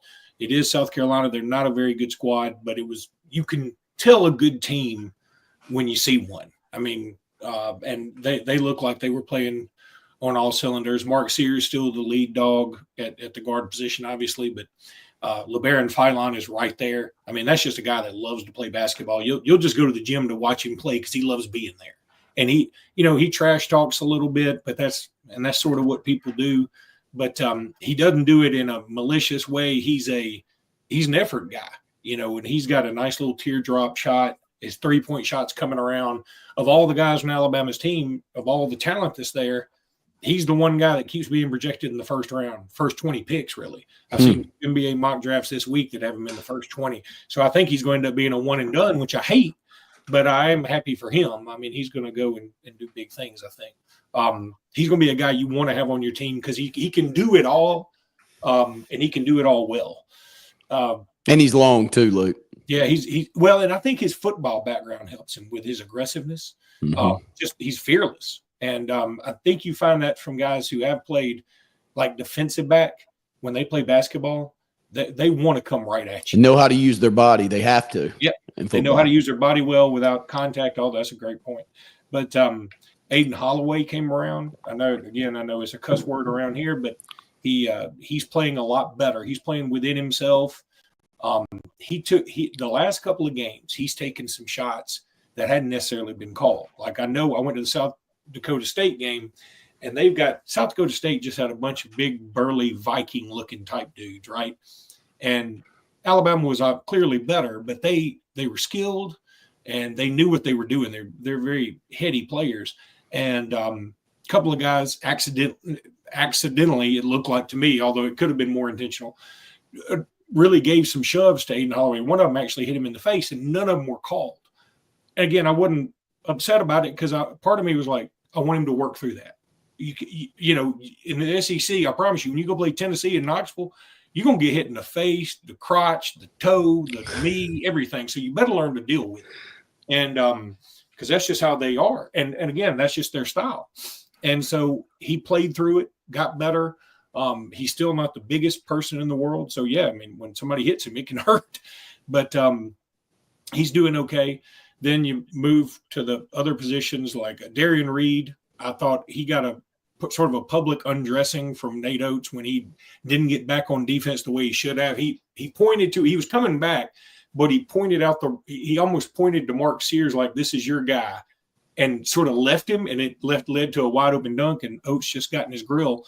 And some people were like, well, you can't do that nowadays. And I was like, no, I think that's exactly what you should still be. You still got to coach. You can't just say, well, try to do better next time. I mean, if that's what you want to do, you're going to win a participation trophy, not a title. And, you know, the big guys and the forwards are playing pretty well. Chris Youngblood is really coming into his own. This is a guy that I think all around may be better than Latrell Wrightsell. He's not as good a shooter as Wrightsell, and we miss that terribly right now. Wrightsell was the best shooter on the team, if you ask me, so his absence hurts. But Chris Youngblood is probably better at doing other things too. And you got, you know, that guy averaged 16, 17 points playing in a smaller D1 school last year. So he knows how to score. You know, the team's just coming around. I still think, you know, I told Jimmy this, that I love that I still don't think we've seen their best basketball yet. I don't think we've seen close to it. Now, and the thing is, like that Oklahoma game, I kept looking at the game. I was watching on my phone, so the score was there, but it wasn't as easily for me to see as a 52-year-old man. And I was watching, I was like, yeah, that was nice. That was good. So good. And I was like, wait a minute.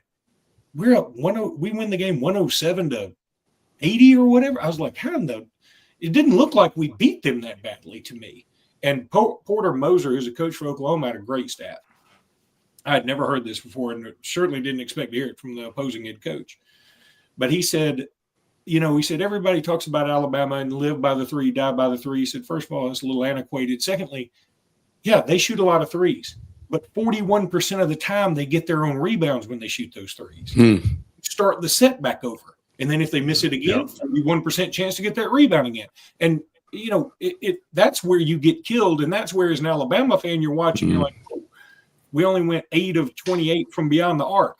Yep. But what you don't see buried in the stats is the rebounds when you got them after those missed 23-pointers and you put them back in for an easy 2 or ended up shooting another 3.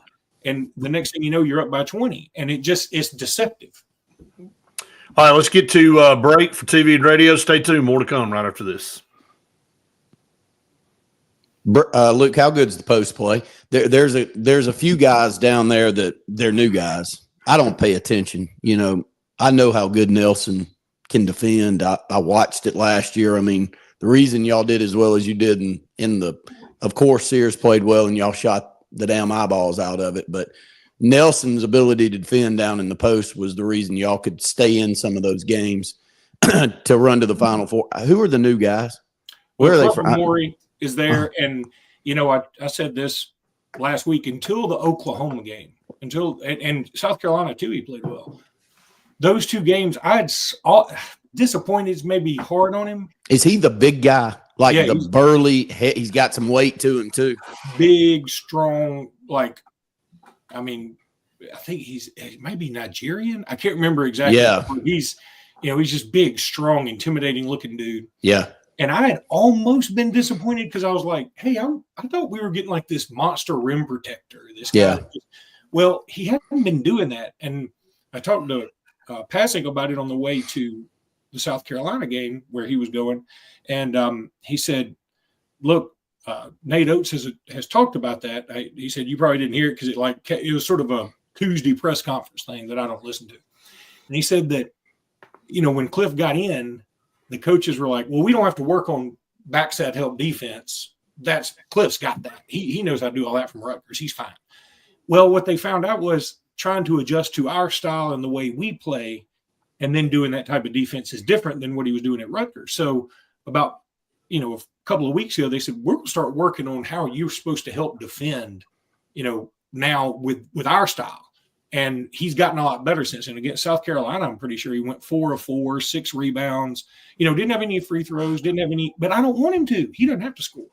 We got people that'll score. He's not there to score. He's there to block your shot. He's there to hurt you at the rim. And if he gets a bunny, so be it. But he's not there to even score. I don't care if he scores. Dylan Cardwell. Yeah. Dylan Cardwell is a great example. Cardwell plays within himself.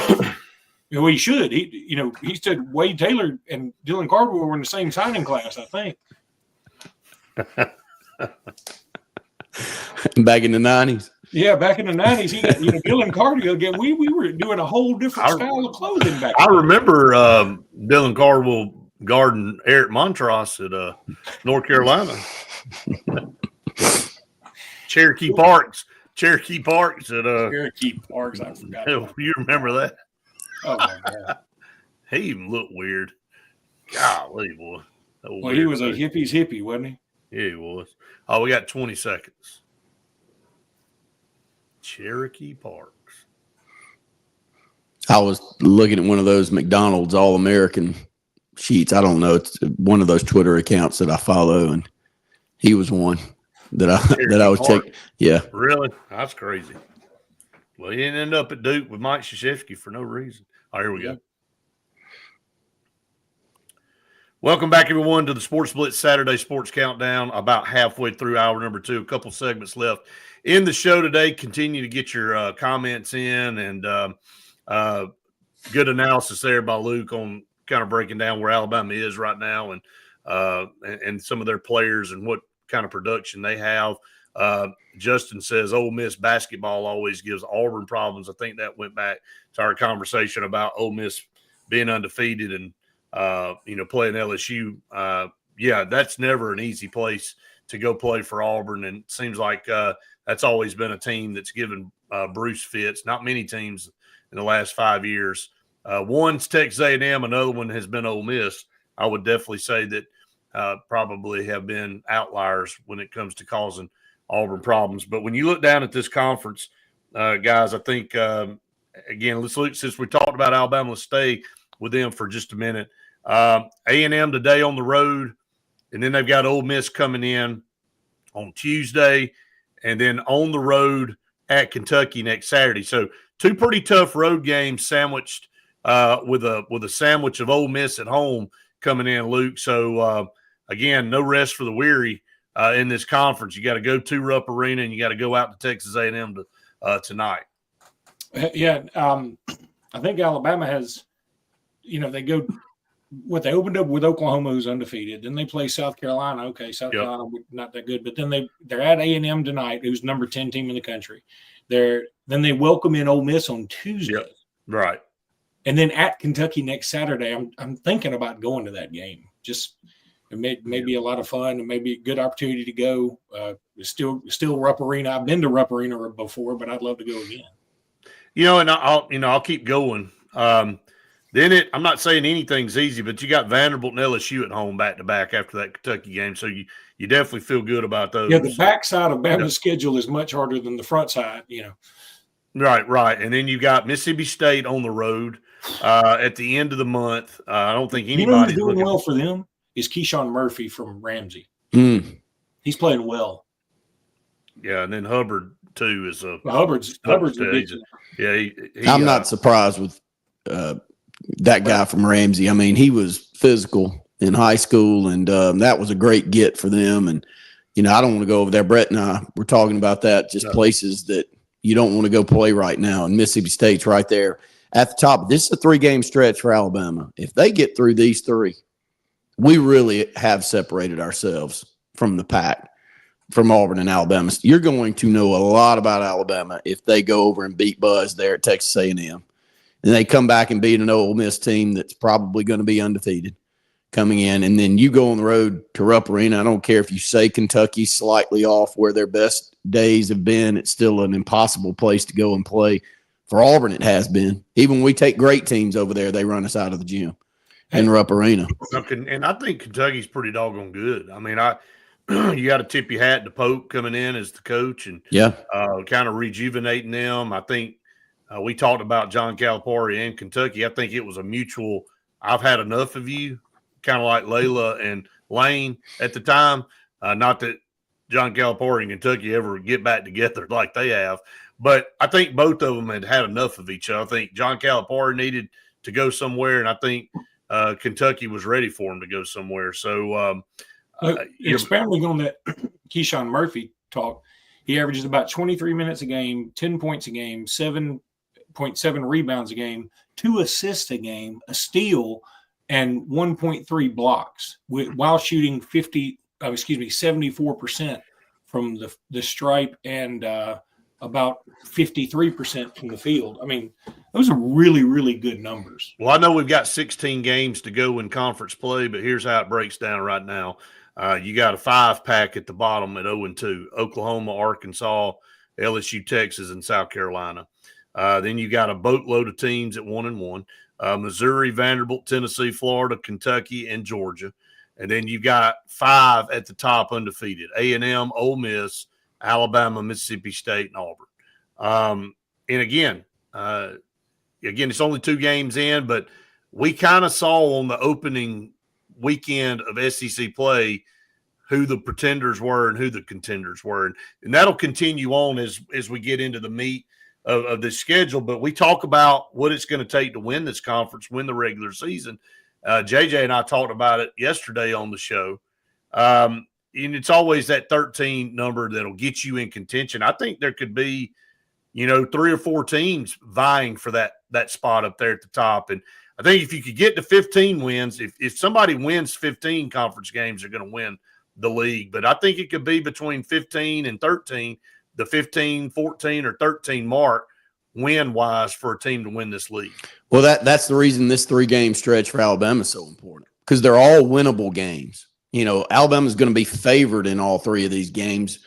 Probably. I say they are. I mean, you could be 50-50 on the road at Rupp, but I think they're the better team in all 3 of these games. But if they could lose 2 of these 3 too, that's how hard this stretch is. And then you get, a little bit of a respite where you can get your feet back under you before you've got Auburn a few times later on down the road. So I'm watching this one closely.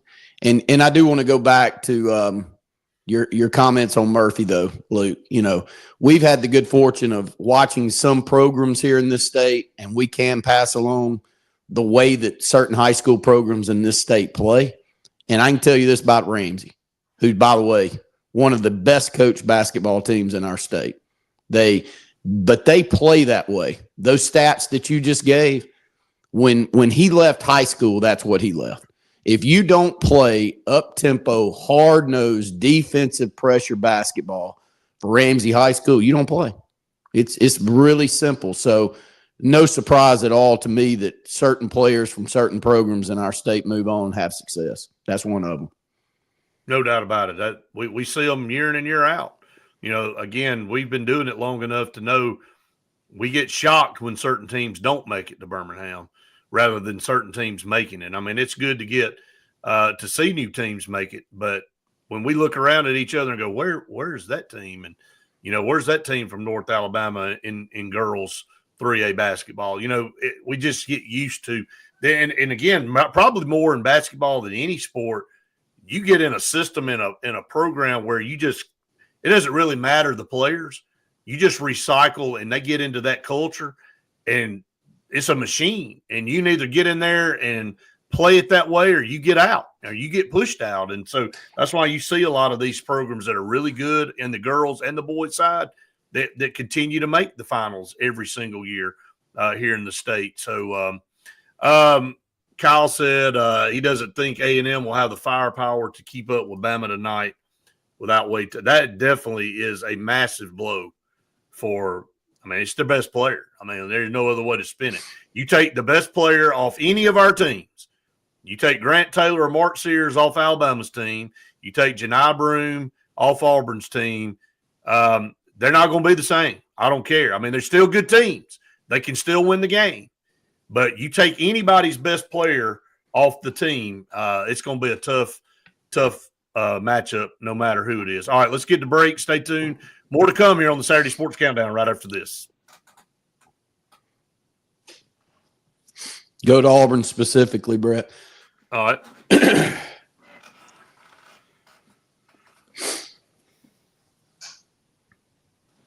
Luke, how's y'all shows going? Everything good? I can't hear you, Luke. You're out for whatever. I muted myself. Sorry. Okay. I do that on the show all the time. But yeah, it's going great. I mean, like a lot of getting. I mean, it's getting pretty big. I mean, by the minute, it seems like. That's great. Yeah, we're happy about it for sure. Well, y'all do a good job. I mean, the few times that I do flip over there and I flip over there, and I think a lot of people that aren't the fans of Alabama flip over when it's a meltdown. Mm-hmm. They love a meltdown. They love a meltdown. You got to give them one. I mean, when you do what we do here, because it's not a put on. When Auburn, we don't have to act. When Auburn loses next year, and we do a post game show for Brett Pritchard, and you mean he's we're had a couple lose? of toddies. We're losing. We're not going to lose next year. What are you talking about? We're not losing. When we go on the road to Baylor, Walker White thinks you are. Yeah, how about Walker White needs to get a snap or two before he worries about being. Yeah, I thought to myself, Self, that's mighty bold for somebody who hadn't peed a drop yet. Hey, does Baylor have a quarterback returning? I'm bad look. No, they've got a what me and Wade talked about it yesterday. He's the starter. I don't think Walker White's going to play next year. I got you. So they do have a returning quarterback. Yeah, he said he's going to hand Auburn an L next year. Like, is he going to have like a cutout L? Yeah. And like when they come through the tunnel, he's going to be passing them out. That's probably about the only – look, and I might get what I deserve when I say this, but I kind of hope he starts. Good Lord, he could get off the bench over here. Peyton Thorne slapped him into oblivion. Jesus. Yeah, let's I'd probably sit that one out if I hadn't played much yet. So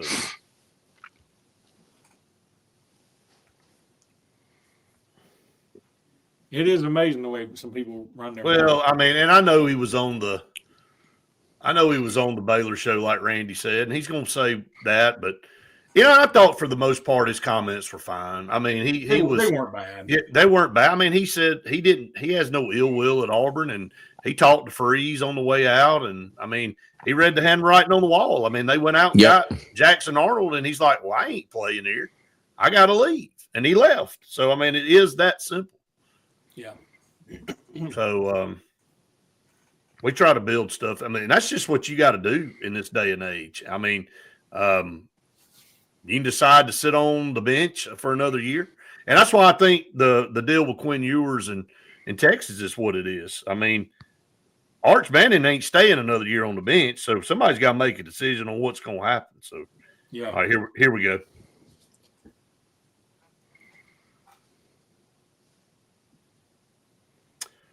Welcome back, everyone, to the Sports Split Saturday Sports Countdown presented by JR Sports Bar and Grill, Sunshine Heating and Air. A couple segments left on the show today. Justin said, Randy, we are in the hope stage of Auburn football. We do it every year. We are in the hope stage. We're not getting pulled in, though. Then we're in the transfer portal stage, and then we've got these new guys coming in that are going to fit the holes that we have stage, and then we've got a quarterback that's going to get developed stage, and then we get into the season, and all hell breaks loose. So I'm with Brett Pritchard. I'm in the show me stage this year of my life of Auburn football. Until we start winning, I'm not and I really think speculating at all.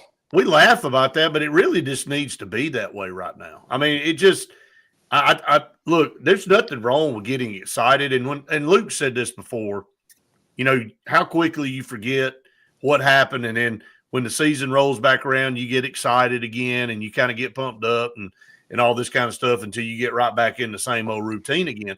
But I have no problem getting excited for the season and you want your team to do well, but I truly am, and I think y'all are too, Randy and Justin and all the Auburn people watching. We just show us now. Look, we've done everything that you possibly could do. It's like the guy that studies his rear end off for a test, and he knows it back and forth, and nobody can tell him anything. And he gets in there on the test and blanks out. And it's like he can't remember squat. He can't remember his name. He panics. And so the bottom line is just go win some football games at this point. Let's quit talking about all the things we're doing right and just go win a dang game. How about that? And how great would it be to just go to Waco, Texas and start off on the right foot for a change instead of going, man, I'm worried about going out here and losing this game. And then you lose it. And then it's all back to the same old negative stuff again. So, Brett, I agree with you because except for the staying up all night studying and knowing the material, I blanked out on tests all the time, just like that. I did. It's amazing. It is amazing what external things will do to you as far as your memory when it comes to trying to remember something for a test. So, has there ever been anything more useless than a test, though? I'm serious. Like, you go in and take a test, and you're like, hurry up and pass the paper out so I can get all this stuff, and then you're racing to get all the answers down. You turn it in. It's like you walk out the door, and in 5 minutes, you have completely forgotten every single thing that you just crammed for. Oh, I've forgotten it before I've looked at it, but you never knew it. Never knew. If you don't have to know it, you ain't got to forget it. I'm trying to cut the middleman out, Brett. Dad told me about one time. I think he was at Alabama, and he said, he never went to this. He did super at Alabama, but there was one English class he had to take to graduate or something. And my grandmother was an English teacher, so Dad said I knew everything about English could ever be known about English. There wasn't anything she could bring to me that was different. So Dad said he just, hung out and partied and did everything during that particular English class. And he showed up. There's only going to be one test. And he showed up at the end. She goes, all right, here's your sentence. Do it in tree diagram form. Dad said, excuse me, do what now? He had never heard of a tree diagram before. And he said, did he draw a tree? One time in Alabama, he panicked. But he said, I'm sorry, you said what? You said something about a tree? I thought I was in English class. Yeah. I didn't know I didn't know botany. I'm not going into botany, but Kyle said my full loop of life of an Auburn fan needs to be the intro of all. I went through the full loop of Auburn about a month ago. I said, and I did it kind of in summation of what Randy did, and it is. I mean, I've got it down to a T, and at the end of it's like at the end of the. Well, you've been involved in it. Well, for the last 20 years, for all of us Auburn fans. It's been you for a lot of us. It's been you at the head because you're the one that gets built up. You get these aspirations, Brett. You do it. You're wonderful at it, and I don't blame you because you love the team that much. But you'll have yourself talked into all these great and wonderful things, and I'll do a show with you on a Saturday morning where I'll go, Brett. Do you really, in your heart of heart, think that we're about to go beat this team? Oh man, I think it's about to get turned around. And then we fall flat on our face again. And then, so you're the epitome of it, Brett. So if you don't do it, I wear it well. If you don't do it this year, there's a lot of Auburn fans that aren't doing it anymore if you don't. Well, and I'm really sticking to the guns. It's not that, look, I'm not abandoning ship. That don't misinterpret. Just go win. Like I'm glad we're in the top 5 in portal rankings. I'm glad we're in the top 5 in the regular rankings in recruiting. I'm great with all that. I love our effort on the road recruiting. Randy, you say that all the time. I love everything we've got going on, but the play on the field. And that's what we show up to watch. It's like, man, what good does all this effort do if you can't make it come to fruition on the field? So it's like if you're baking a cake, you get the flours from Italy and the icings from Switzerland, and you got some topless Hooters waitress baking it. You got all this stuff going on that's awesome. And then you bring the cake out there, and the thing's all deflated, and the icing's running off. There's one great thing about all of Luke's stories, by the way. It has a topless woman. Has a topless woman in it. There's a Hooters waitress over on the side somewhere. Baking cakes with flour up in the air, and nobody eats, like somebody broke that down the other day, said I don't see anybody eating a bunch of raw eggs, and I don't see anybody taking a big bite of flour, and I don't see anybody just turning up a thing of cane sugar. But when you put them all together, they make a pretty good product. Well, we got all the stuff. We try to take bites of raw eggs and flour and sugar. And you got to make the daggum thing, man. You can't do all this stuff by itself. So anyway, Steven's on board. He said WDE. We appreciate it, Steven. Again, somehow we drifted back into football talk, and we've got the number one team in the country in basketball. I don't know how we do this. It's like a magnet. It's a magnet. We can say that, and again, I go to basketball. I go to road basketball games. I love it. It's fun. I know more about Alabama basketball history than I want to than most humans. But in the end, it's football. That's it. We can pretend like that we care. That I think Alabama beat North Carolina in gymnastics last night. I'm not sure, but it sort of scrolled past my vision in the internet of Twitter, and I said, "Oh, I hope they win." And I hadn't checked it yet. I'm talking about it now. I could be Googling as I'm speaking, and I'm not because I don't care enough. So, your true feelings come out. I mean, it does. I mean, let me say this. Let's pretend like y'all hadn't signed Deuce Knight. If Deuce Knight were coming to a campus visit to Auburn today, and Auburn were playing Kentucky at home in basketball, and somebody said to you, "All right, here's the deal. He's visiting campus. He can't go to the basketball game, but we need this huge crowd. He's going to the science building. He loves science. Everybody's got to be at the science building. Or you can go to the Kentucky game. Everybody's going to the science building."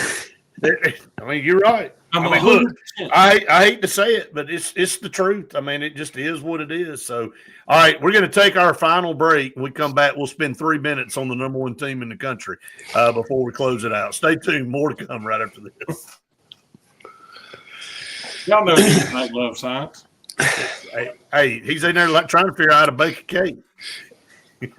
He's like, where's that tablet suit? Where's that?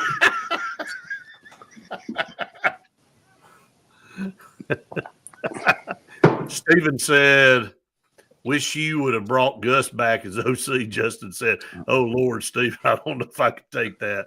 Like Gus as a person." Well, I mean, he floated on down to Florida State, boy. He took his booms on down to Florida State. What's that old joke? Stephen was like that guy who the preacher goes, "Y'all tell up and tell me your sins," and Stephen says up and says, "I've sinned because I'm an Auburn fan. Hallelujah. Well, I can't quit them. Hallelujah. I just love them so much. War dang you. Hallelujah. And I want Gus Malzahn back. I don't believe I'd have told that, brother."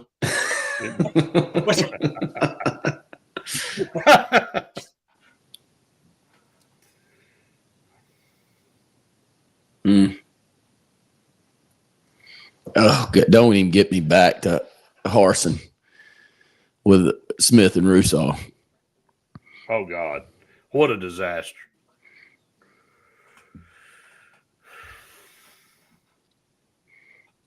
Where is he now? He's at California, isn't he? Yes. I can't believe somebody talked him. He talked his way into a job somewhere. Neither can California's the only place, because they probably had to as part of some, we have to let everybody have a second chance thing over there, and they're like, right. He's like some DEI deal. Yeah. Well, he's like, look, y'all, obviously I'm touched in the head, so y'all got to give me a little something extra over here. Man, we hired that guy. We did. After we gave him a check. A big check, a big one.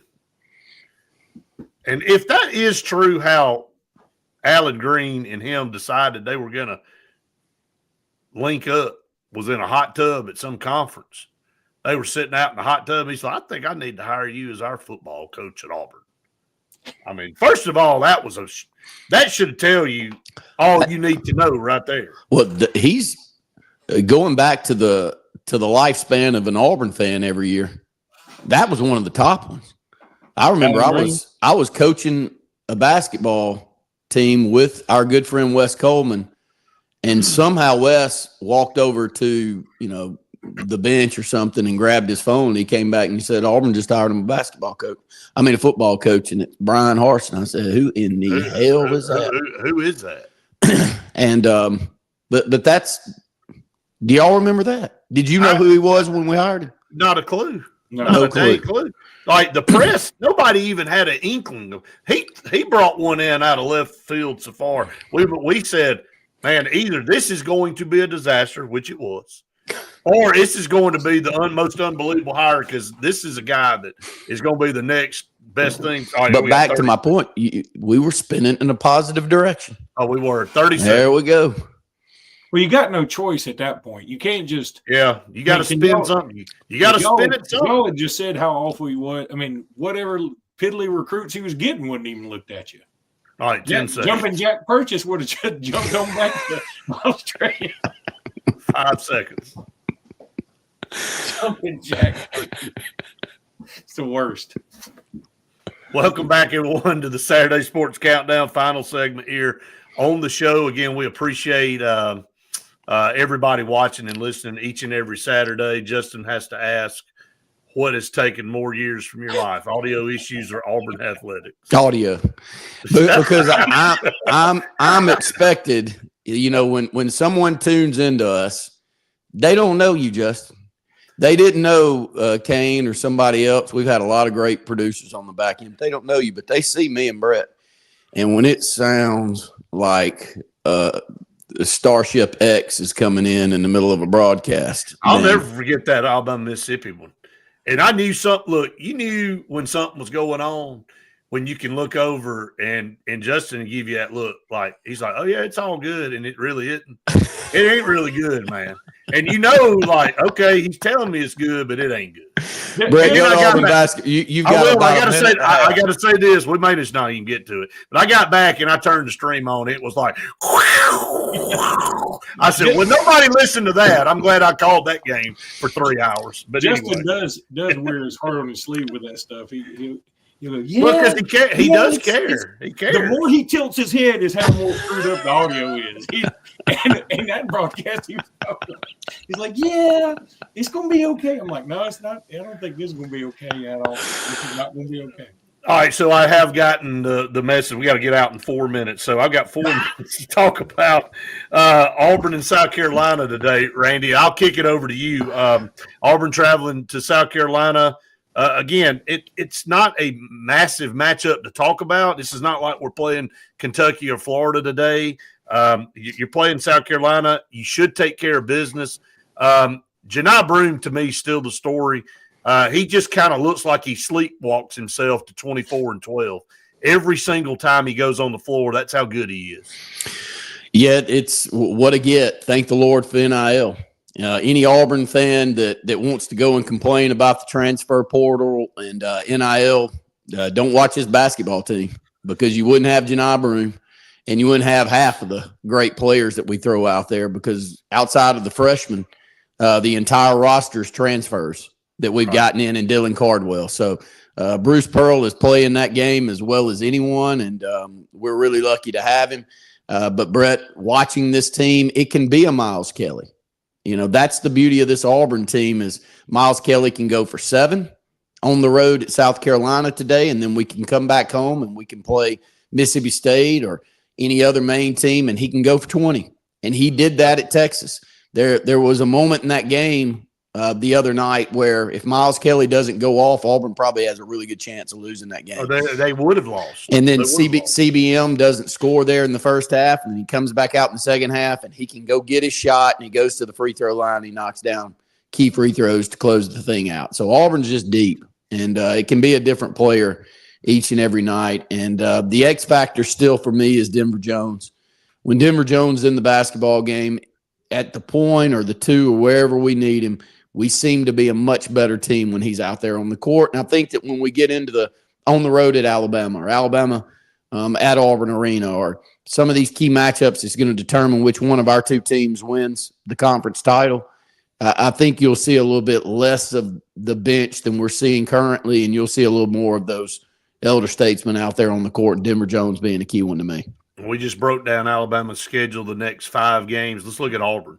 South Carolina today. Then you go home. You come home. At least you get Mississippi State at home. You play them Tuesday night at Auburn at 6 o'clock, and then you go on the road to Georgia, which right now is proven to be a tough deal. And we'll see if Oklahoma can go over there and win. I'm gonna say no. So Georgia will be undefeated at home when Auburn shows up, and then you got Tennessee coming into Auburn next Saturday. And so, look. I mean, you got actually in 2 Saturdays, you got Georgia, and then Auburn's got a week.